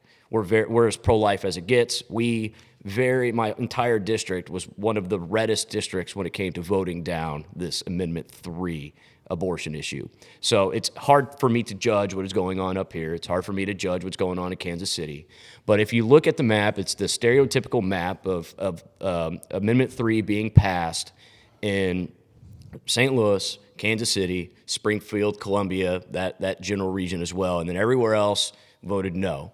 Now, of course, it's a popular vote, so you still had to get enough of the popular vote. Yeah, because I want to specifically bring up because trees don't vote. I want to correct. I want to bring up a specific example of a personal friend of mine who called me the day of the election, who just got done voting, and he obviously voted for me. He voted big Donald Trump supporter, huge Donald Trump supporter, and then voted in favor of Amendment 3. Mm-hmm. So many of us would argue there's a disconnect there. Like, why are you voting in favor of Donald Trump? Why are you voting in favor of me? And then why are you voting pro-abortion? And his exact reaction, well, I didn't ask him. He said, I just wanted the government to stay out of my bedroom. Unfortunately, that bill wasn't that simple. There was far more in that bill than just the simplicity of was it for pro-abortion or anti-abortion? I will say that we're on the same page right now. Before you go any further, that I don't like pork. I don't like add-ons. Right. Proceed. And yeah, obviously there was, because there are like transgender issues and stuff in that bill that tagged on, and so like with a lot of these initiative ballots, there's a lot of pork, and I do make sure I want to make sure we get into IP reform in general, because there's also some initiative petition reform, not intellectual property, initiative petition. No, I know reform. what you're talking about. I just wanted to make sure. I'm a regular troll of your associate Nick Schroer. So Nick Schroer, yeah, that's right. I'm very familiar. Yeah. So, but before we get into that, a lot of these initiative petitions, whether they're constitutional amendments or whether they're just propositions, there's tons of pork in them. And for me, like it's unfortunately it's a marketing ploy, because you might not have enough people on board for this item, so we need to add this item in. Let's take marijuana, for instance. Marijuana probably would not have gotten 50+% unless it had funding for schools. So that was a marketing ploy, is what it was.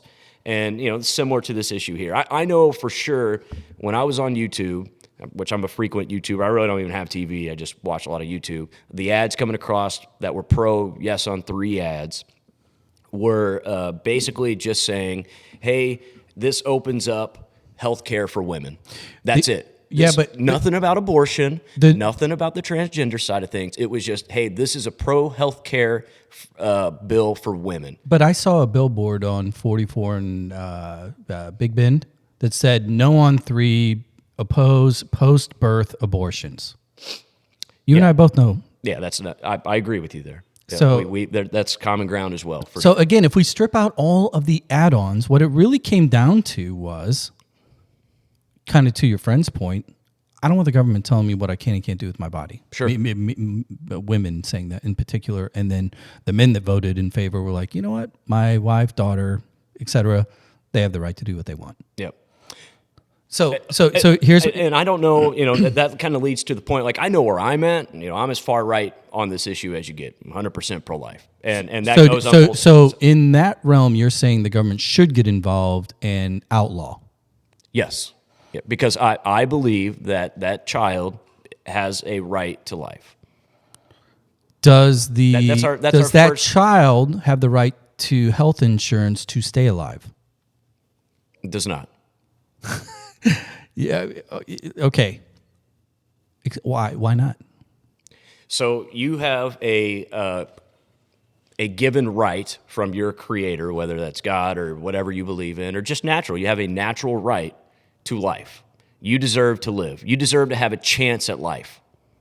Whoa. Chance. That's the key word here. That seems awfully convenient to say. You don't have a right to life universally, but you have a right. You have a right to the chance of life, and then if you happen to achieve said life, then fuck you. Good luck. Because that's kind of, I mean, to be blunt, that's you don't have a right to take from anyone else except those who are willing to give to you the opportunity to take care of you, such as your parents, obviously 99% of the time, or your guardian in general. So, but you don't have a right to steal from someone to provide for your life. God forbid anybody in your household comes down with stage 4 cancer and needs treatment. Yeah, right? We've discussed that on several occasions. So, is it God's will to just let that run its course? Yeah. I mean, it's our. So how do you true that up?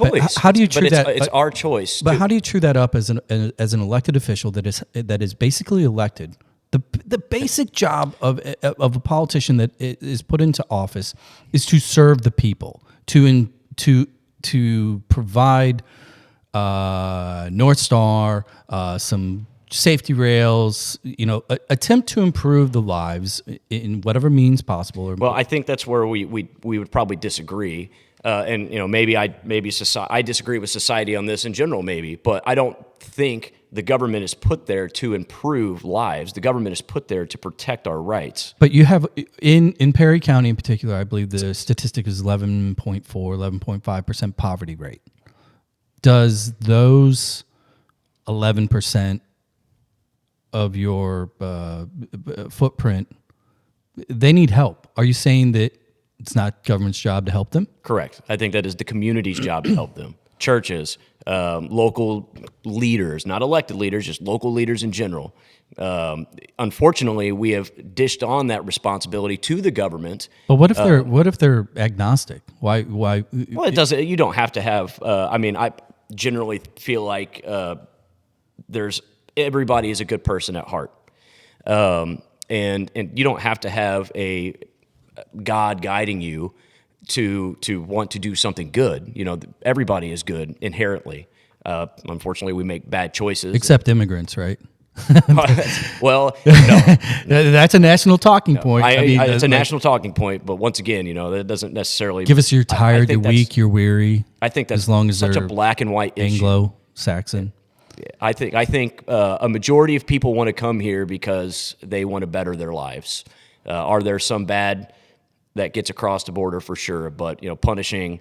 But once again, this goes hand in hand with what you're talking about. Once they get here, I don't think the government should take care of those immigrants. So that's kind of my. That's always been one of my talking points in general on the having more of like an open Ellis Island style. No, I understand it, but I don't want to. I wanted to stick to state issues.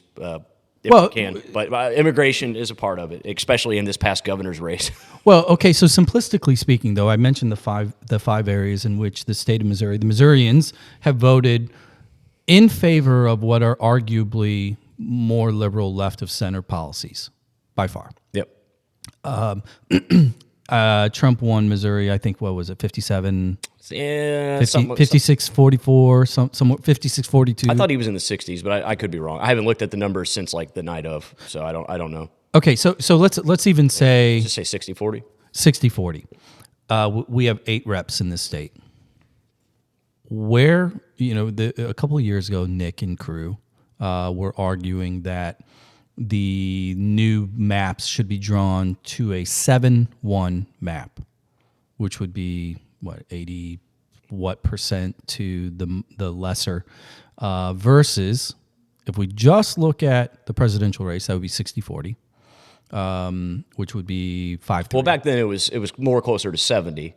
No, Yeah, no, it was nowhere near close to 70. I'm pretty sure it was 65-35. I don't want to pull it up and say I know I'm right, but I know I'm right. It was nowhere close to 70. All right, I don't agree, but I'll take your word. But in addition to that, we also have, again, forget about the person. Let's talk about the policies. We just talked about 5 policy areas that are left-leaning policies that the state of Missouri, the people of Missouri, to the tune of an average of 55 to 57% pass these things, okay, in totality, says this is the direction we want to go.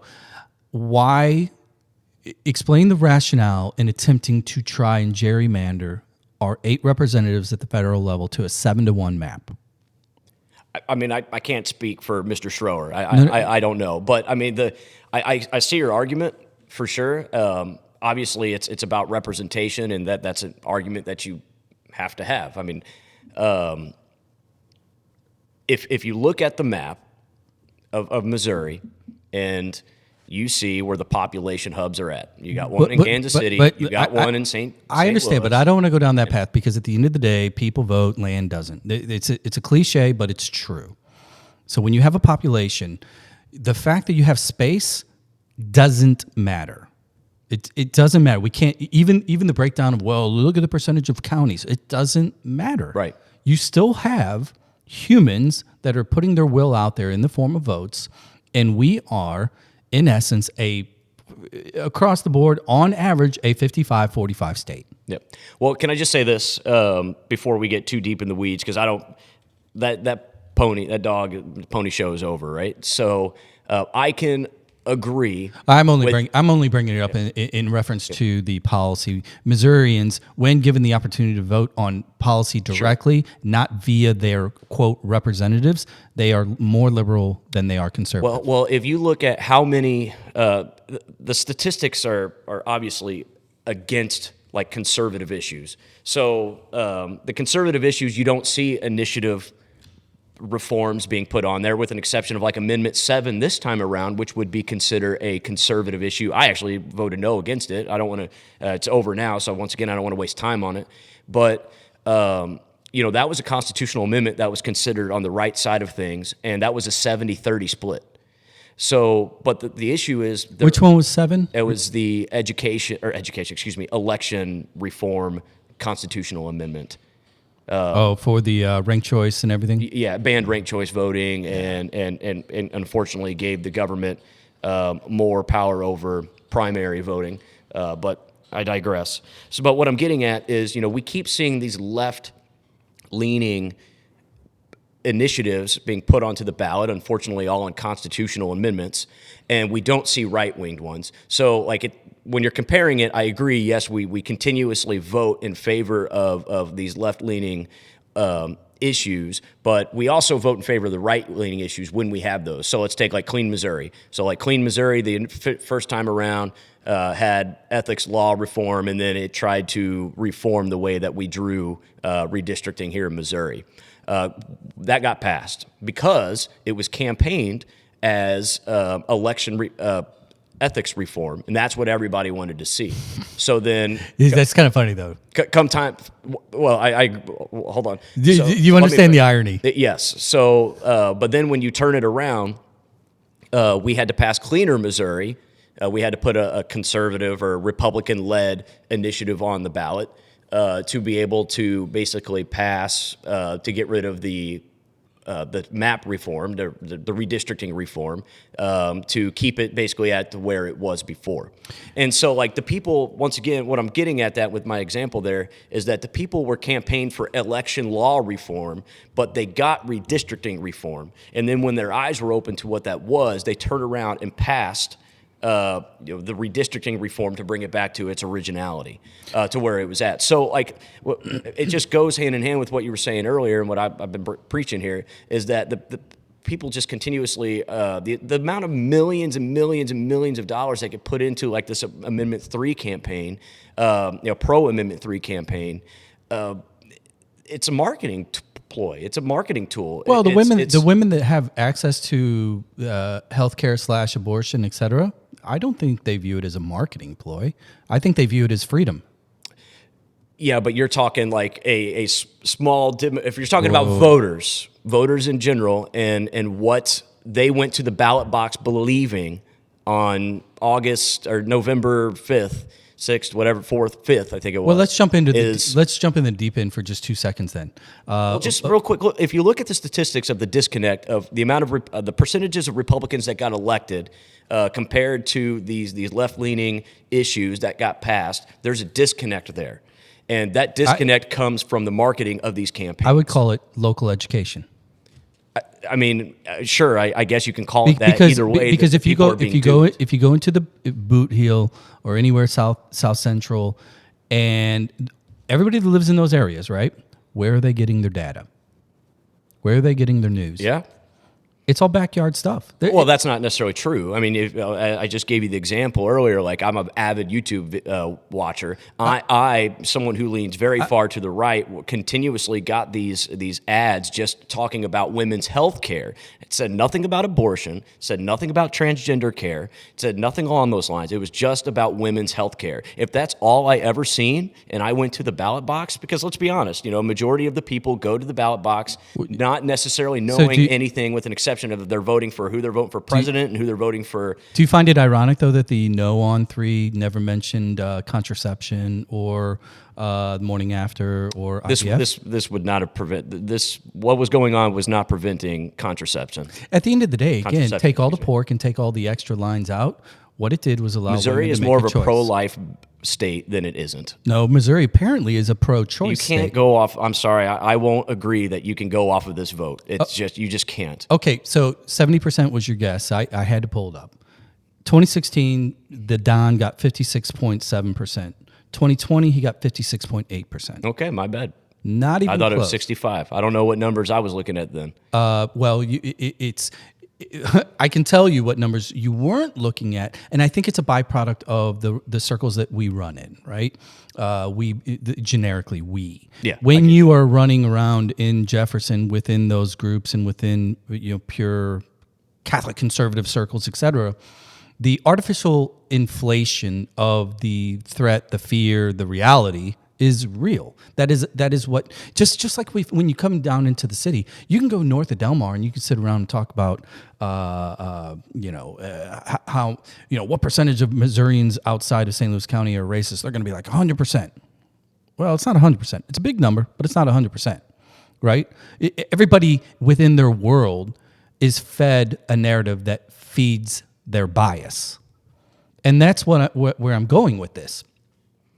When you take red and blue out and you put the black and white of the freedoms or choices or options or things that people want to do to their bodies with their money or otherwise, you will typically see decisions being made that flow through to more of a libertarian / liberal landscape. Choice. Leave me alone. Let me do whatever I want to do, i.e. Amendment 3 is a byproduct of that. Because as much as everybody claims they're pro-life, when they walked in that ballot, everybody that you knocked on those doors and talk about abortion, they're going to be like, I'm pro-life, I'm pro-life. How many of those people do you definitively know that didn't walk into that ballot box and like, you know what, I'm actually pro-choice for my grandkids? If they happen to get raped or otherwise, or maybe they're putting in a situation in which they want that, I want to make sure they have the choice to do that. Is that not possible through your lens? No, I mean, I think it's possible. I think it obviously happened but to a certain degree.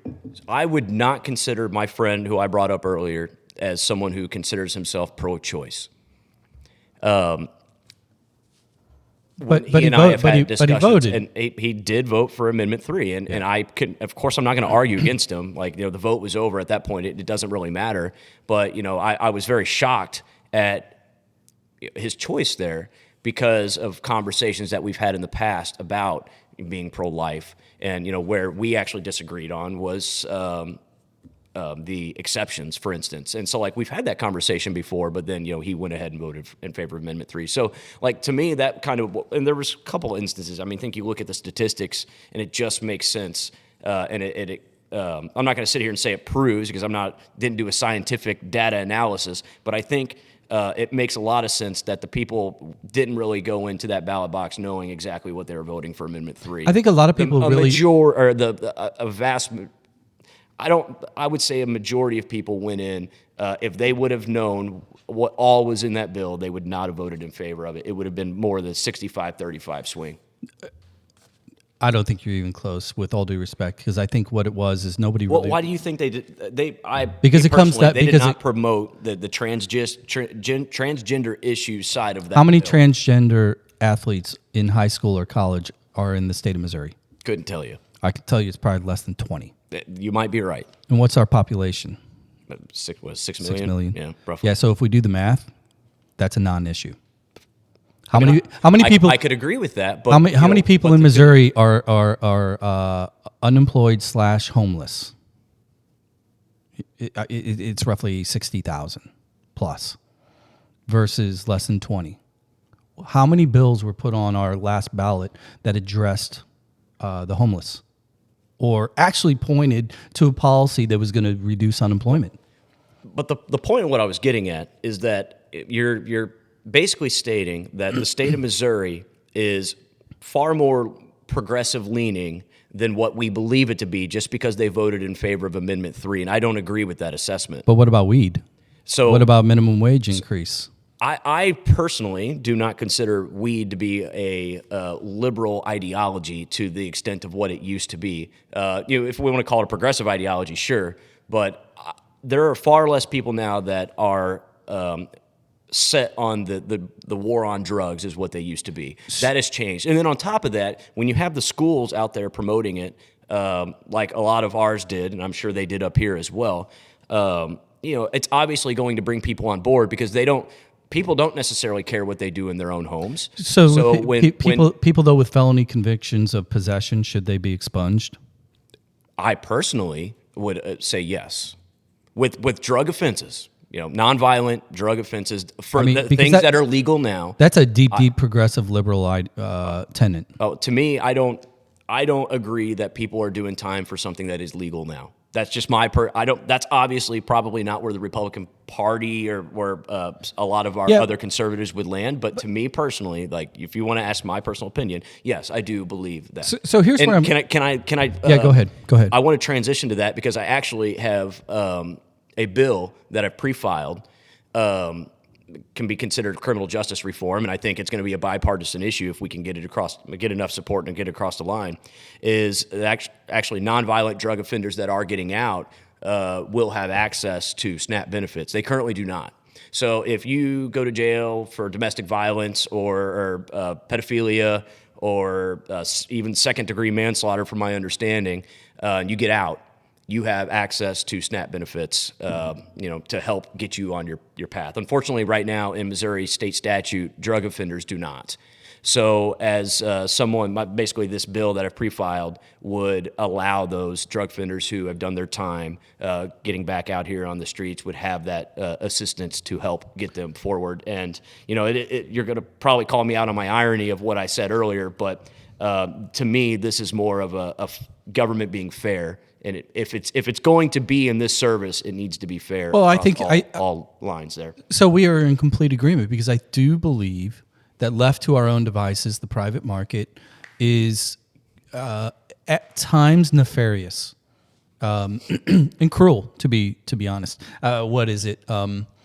Marcus Aurelius. This is one of the few quotes that I remember. Poverty is the mother of all crime, right? And I think that the bill that you're talking about actually addresses that.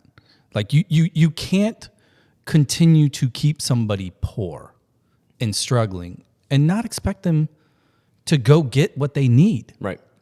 Right? So I think that I'm going to go back to just really kind of summarizing what we were just talking about as far as my perception of Missouri as it pertains to the split between elected officials and the actual policies that we vote for. I agree with you. I think the issue is in the messaging. I think the issue is in the education. I think the issue is in the private funding of these messages. And I would argue that the red wave over the past 20 years, supermajority that we've been living underneath, this is a self-inflicted wound by the Republican Party because they have created boogeymen in the form of the Second Amendment and just quote freedom or woke or whatever key hot words we want to talk about. And when you take out that narrative and you just put down on a ballot, do you believe women should have the right to abortion, right? Do you believe weed should be legal? Do you believe minimum wage should be increased, et cetera? Everybody says yes. They're not reading the details. They're not getting in the weeds of everything else that's intended to scare somebody into being anti-trans or homophobe or whatever. They literally are like, I want to be left alone. I want to make more money, and I don't want to go to prison if I've got a joint in my pocket. Right. So, is the issue really the language and the spend on the initiatives, or is it a long running campaign via Rush et al. To make anybody that is from a blue area a demon? Well, I think there's a way to bridge this gap, and it leads to IP reform, which initiative petition reform, which I think is also being mislabeled to an extent. So if we are to pass initiative petition reform, we will not be taking the rights away from the people to be able to legislate, essentially. Essentially what you're doing is you are going to be making it harder to amend the Constitution. So for me, and I would agree a majority of people would understand that our Missouri Constitution, along with our U.S. Constitution, is solely there to be a framework of the walls that our government is supposed to stay within, not to be a statute book. Okay, devil's advocate here. When the people are actually given the opportunity to make changes based on their majority opinion, they say otherwise. Are you saying that the minority is more justified? No, I am saying that it should not be so easy to amend the Constitution. No one is trying to take the majority of people's vote, or really the people in general. No one is trying to take away their vote to legislate. But I think it's extremely irresponsible to continue to fulfill our super thick, over 300-page Constitution that is only supposed to be there to tell our government what it can and can't do. Quick break. We're going to come right back to that. Quick break. All right, we're back. We're going to try this again. We're gonna wrap this up because we could make this another 2 hours. What I was just saying a second ago was talking about defining colors, labels. You had mentioned Trump's version of Republican / MAGA is really, you consider yourself a little bit different. You consider yourself more of a Ron Paul, Reagan, et cetera. As you mentioned, as I agreed, I said that doesn't exist anymore. How do you view the party right now? Like, how do you define? Because we live in a binary world. It's Democrat versus Republican simplistically as it pertains to ballots. But I would argue that both parties are completely bifurcated, if not more. Where's the Republican Party today, in your view, as a rural Republican elected, free market, pseudo-libertarian, get government out of everything guy? How do you view it? Gosh, that's tough.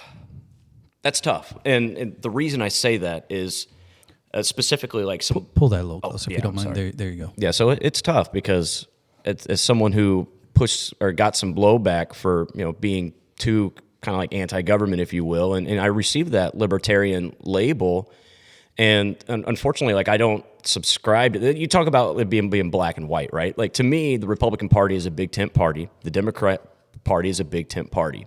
Once you start getting to those third parties, like your Green Party or your Libertarian Party, they became a little bit more niche. They're not as big tent. You may have like small tent, more progressive on each line, but they're to me, from the inception of the Republican Party and probably the Democrat Party included, there's just been a tent. You have a scale. But don't you think that's a byproduct of our system, though? Yeah, I do agree. It is a byproduct. But the problem is, unfortunately, that I would say in today's Republican Party, they don't really see it as that anymore. Now, you do know that ranked choice voting is literally structured to dismantle the, quote, two big tents only. That's how it works. Sure. It actually creates the opportunity of more of a coalition government. Yeah. So... and we digress. Yeah, exactly.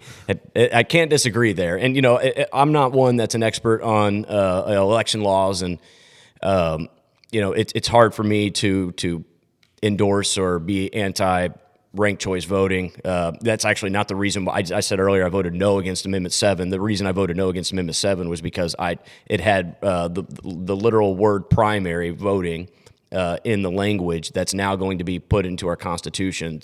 That was not in there before.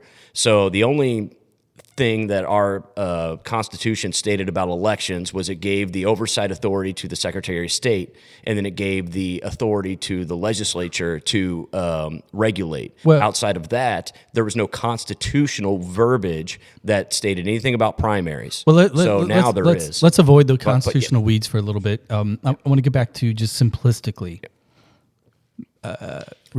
define a Republican. See, to me, it would be someone who believes in founding principles, someone who believes in freedom and capitalism, and those are kind of the. If you look at the Republican platform, it's very Reaganite, essentially. It's well, but in fairness, I mean, I think you know me well enough to know, like, I read a lot. Right. During the election, I was constantly refreshing both candidates' quote platform pages. Well, I'm talking about the state Republican Party. I'm not talking about Donald Trump's platform. Well, Missouri state Republican platform is, I mean, if you drew a Venn diagram, it'd look like a circle. Yeah, to an extent, yeah. I mean, it's anti-income tax, it's anti-property tax, it's it's anti-regulation. To me, it's solid. It's very good, and that's what I ran on. And this is where it gets really frustrating for me. You hear the rhino term get tossed around just so much. So dumb. It's so funny because you have people that are a little bit more progressive, and you have people that are a little bit more conservative, talking about in that Republican tent, that are all being called rhinos. So, I've never prescribed to that word. I don't use it.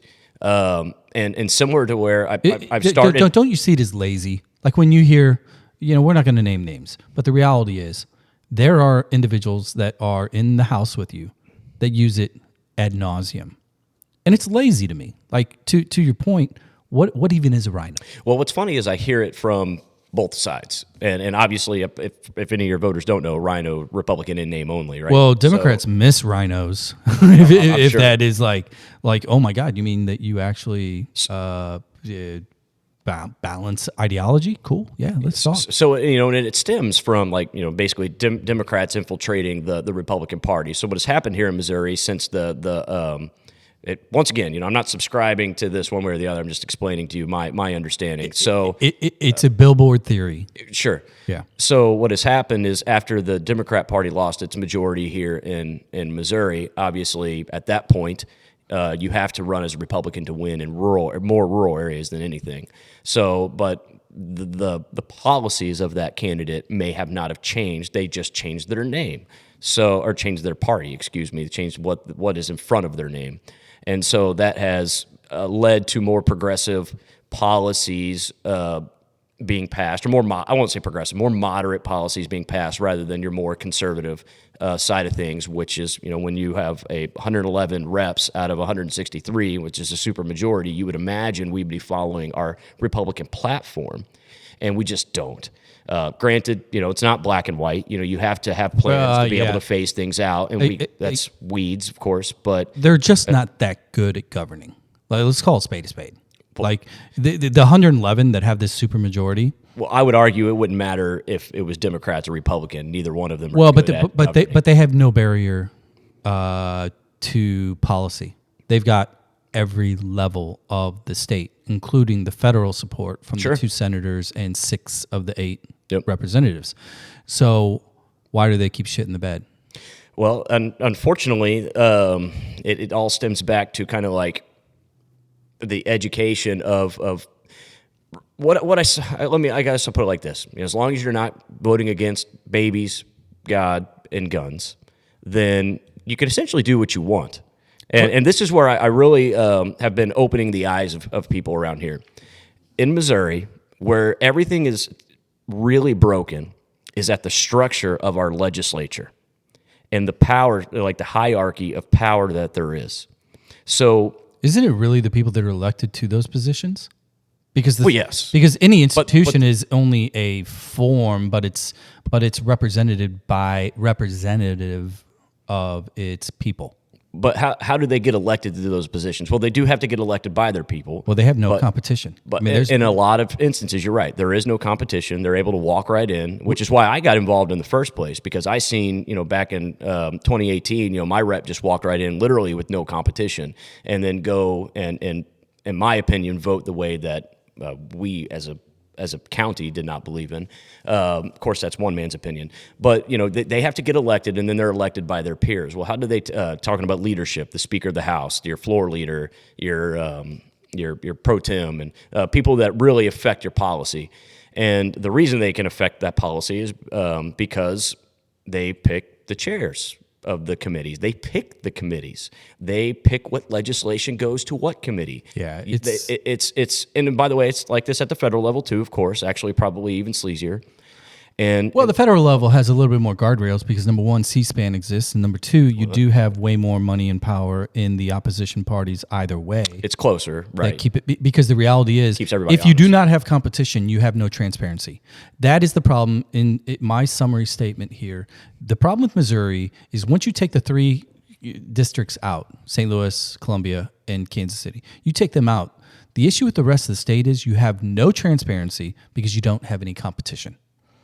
If there are not Democrats with some form of funding or some form of left or right of left of center individuals that are like questioning the hypocrisy of billboard statements that they run on, they're going to take all your guns. No Democrat in the state of Missouri that has any power, sway, elected position, et cetera, has ever said we want to take all guns. Right? And when you don't have that pushback within these rural marketplaces, i.e. the county that you come from, and I'm not saying that you're one of those guys that are like feeding, crazy narratives. If you are, I'll be sure to text you. But the point is, we don't have real conversations. We don't have factual dissections of theory or belief. We just don't, because it's all bubble. And the bias bubble within rural Missouri is this red Superdome made of Valerian steel, and it just perpetuates God, life, and guns, right? When at the end of the day, if I was able to go down there, raise some money, and run in any one of those districts and say, look, here's the deal. I don't give a shit who you believe in. I don't care how many guns you have. Here's what I'm going to do for you.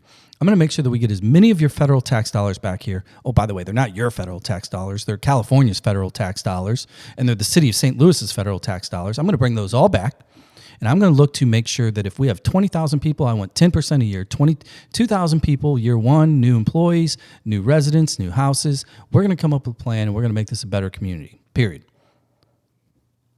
Nobody down there is saying that. Why?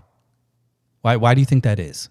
Because if I'm that $31,000 median household that has no life insurance, no health insurance, barely paying my car insurance, and I've got a 10-year used car, and my kids have no choice, this whole school choice thing, right? There's only a public school. There's no private school anywhere near where my kids are. What do I want? I don't care that your gun locker is full and protected by the federal government or the state government. I care that I can get a better job. And nobody talks about that in rural Missouri. And I'm trying to understand why. Well, because just to your average person, it doesn't matter. Like what really matters is the freedom of choice to be able to do what they want in our area specifically. That's why I moved out that's why I even moved out of the municipality. So I was able to have whatever animals that I wanted, essentially. Alpacas. That would be great. We don't have any yet. It's on the list. Just chickens. Not having a cap on chickens. Something as simple as that. But anyways, people. All they want in the more rural areas is to be left alone. And do they, or do they want more financial stability? Do they want more services? Do they want more grocery stores? Do they want more hospital access? Do they want cheaper insurance? Do they want a nicer car? Well, what they see is when they come to the more democratic areas, that all of that is more expensive. The access to that is really far and few between, because we still have all those things, just to a lesser extent in our area. Yeah, but for example, if you go from a $25,000 car to a $40,000 car in the quote more expensive area, but you have a median income that goes from $31,000 to $110,000, guess what? You win. I mean, to an extent, some people, obviously it's more than just black and white on paper. You have the way of living, the way of life down south, and better schools, more hospital options, more grocery stores. I mean, you say better schools, but our schools perform extremely well. We also have plenty of private options as well, at least in my local area, which we're blessed to have. And we have a very good homeschooling, vibrant community as well. So, we have those options. Do we have a car dealership? We do not. Not any. But we do. But we don't. But you have even talked about you're 10 miles in either direction to the next gas station or convenience store. Yeah, in the one city, St. Mary. Yeah, 10 miles, a 10-mile radius of my location right here. There's probably 15 quick trips and a countless number of other. Yeah. That's option. That's to a degree, quote, privilege, right? Because mileage matters. Gas costs based on how much you use. We're kind of on a hamster wheel here. My point is, my frustration with the state of Missouri is simply the bias bubble. And I think that the narratives that are being touted by individuals, and I'm going to say his name, Nick Schroer, I follow him, I troll him, because I don't respect his approach. But can we at least agree that Democrats do the same thing?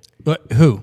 I do agree, but name a name. Well, easily Crystal Quaid was very much your governor candidate, very much on that in her entire tenure in the House. Wait. Peter Meredith in the House. Peter Meredith is one of the smartest dudes. Oh, I don't disagree. I'm thankful he's termed out, because I would not have wanted to be on the House floor with that guy. He shred me to pieces. Yeah, Chris. So, but give me specifics. Just because they are Democrat and because they were fighting for policies that were opposite of your policies, give me an example of the policy in which they were dangerous and false narrative peddlers. Do you want me to take the time to pull up their Twitter, or specifically Crystal Quaid's? I follow them both. I read it. Nothing on there. I'm the first one to call out the crew. Cory Bush. Cory Bush got primaried. Yeah, and lost. Yeah. Because that's not what real moderates / Democrats believe in, period. And here's the biggest difference. I say this at the national level, and I will apply it to the state level. The Republican Party nationally, when you look at who is in leadership, the nutbags are the ones that are in the front row of the Republican Party, from Marjorie Taylor Greene, and we can go on and on and on. Right? I don't know about that. Sure. Why is Mike Johnson, I would argue, is a super moderate? Really? Yes. Mike Johnson believes women should be at home not working, period. He's on record of saying he may be an old school conservative, but in regards to how he governs and his voting record. But it doesn't matter. His voting record is not conservative. His voting record is very moderate. But individuals' character, moral, and beliefs dictate how they believe policies should be implemented. So when you have an individual like Mike Johnson that believes women should not be working and or they should be pumping out more babies, they're not putting out enough babies, and he believes that the history books should be replaced 1 hour a day with the Bible in public schools, that is not representative of America. That is actually Might be representative of his district. I would no way it's 100%. No way it's 75%. But at least a majority. You talk about the majority having a voice, right? So, but Republicans nationally, again, they put Matt Gaetz's of the world, right? And guess what? Now he's gone. Now he's going to go make money on OAN, all that stuff. The Democratic Party, as much as everybody wants to make the squad out to be the headline losers, let's be clear. The majority of the squad, a third of them got primaried. The Democratic Party is saying, nope, that's too extreme. We want you out. The Democratic Party also has an extreme issue in messaging. They are awful at competing in federal elections. Now, that being said, 7 battleground states, Trump won all of them. 6 of those 7, though, Democrats won all the positions down ballot. You take North Carolina, the governorship, the state, senates, Michigan, Wisconsin, New Mexico, Arizona, all Democratic senators. So again, to your point earlier, like, how does it make sense that, don't you think that there's something wrong with all these liberal policies being passed, yet we elect all these Republican representatives? The issue is in the narrative. Well, kind of the same thing at the national level. Yeah, Trump won those states, but it was by far a Democratic sweep when it came to all the other elected positions. See what I'm saying? Mm-hmm. So here's my point. And then we're going to wrap this up because we're going to set this up for a part 2. I think the issue is when areas, St. Louis City, I will say that St. Louis City politics are absolutely no different than rural Missouri, fundamentally speaking. And that's because they are both in a biased bubble. And when you do not have viable messages or messengers that are integrated into the conversation and or at least respected and given airtime, you expand the bias. That's why St. Louis, and miraculously, again, Cori Bush lost. So the idea that the progressive left crazy wing is running the party is just simply patently false. The Republicans can't say the same. You look at these cabinet nominations, et cetera. I mean, look, how many of them have been just simply charged or accused of sexual assault, et cetera? I mean, it's like these things that from a moral perspective, you talk about Mike Johnson being a good, God-fearing, moral individual. What's his thoughts on adultery? I never said that. No. I'm paraphrasing. Sorry. I'm not going to put words in your mouth there. The hypocrisy is crazy, but I believe that the hypocrisy grows within these bubbles. And Missouri has a problem. It has a bubble from a rural perspective, because the actual policies that would affect these individuals' day in, day out lives and still allow them the right to carry, have their guns and not have an abortion if they don't want to have an abortion, all those things would exist. But their quality of lives are being stifled by an ideology that is scaring them into protecting things that they already have protection for. Yep. I think that sums it up to an extent of where that is politics in general. And I know you keep swinging it. I'm just not a good promoter because of this side of the political realm. I personally just don't really care about, because I think everything is broken. I think everything sucks. So I'm just not the best. Probably not the best communicator to debate you on some of these issues, but everything that I hear you say about the Republican Party, I just hear come from the Democrat Party as well. I'm not giving anybody a pass. And so there's the narrative, in mainstream media or amongst these elected servants, as I call them, at all levels of government. That's their game. That's the game. That's how they make money. That's how, and I don't mean like politicians in general making money. I just mean how the industry of government continues to fund itself. It's just this big circle of narrative, which gives lobbyists power to do this and speak about this, and for fundraising efforts, which then in turns in fundraising efforts for representatives and Congress people, and then it turns into legislation, and just the big circle that we run into here is just a big old pile of crap. So let's close with it. Let me just ask you a really simple question. If you believe things are broke, do you believe that change is the agent to fix it, or is it because Missouri in particular, it's super majority red. Yep. It's been led by when Republicans. I say change, I think the change that we need needs to come. It needs to pull power. It needs to decentralize the power of the speaker, and it needs to decentralize the power of the executive branch in general. Because, and I didn't even get into this. I know that we could do this maybe on the next episode, but just the general outlook of how I feel that specifically our legislature works is that our representatives and our senators do not work for the people. No, they do not. And that even more so at the federal side of things, but to stay at the local level. Because if I'm, as I alluded to earlier, as long as I don't vote wrong on like the major issues, in theory, I could pretty much do whatever I want. And as long as that voting comes with good checks coming from the right people, and then I'm donating to the right people, such as the party, like HRCC and things along those lines, then I'm going to be fine, statistically speaking. Now, could someone primary and potentially beat me? Yeah, but the stats behind that are so slim.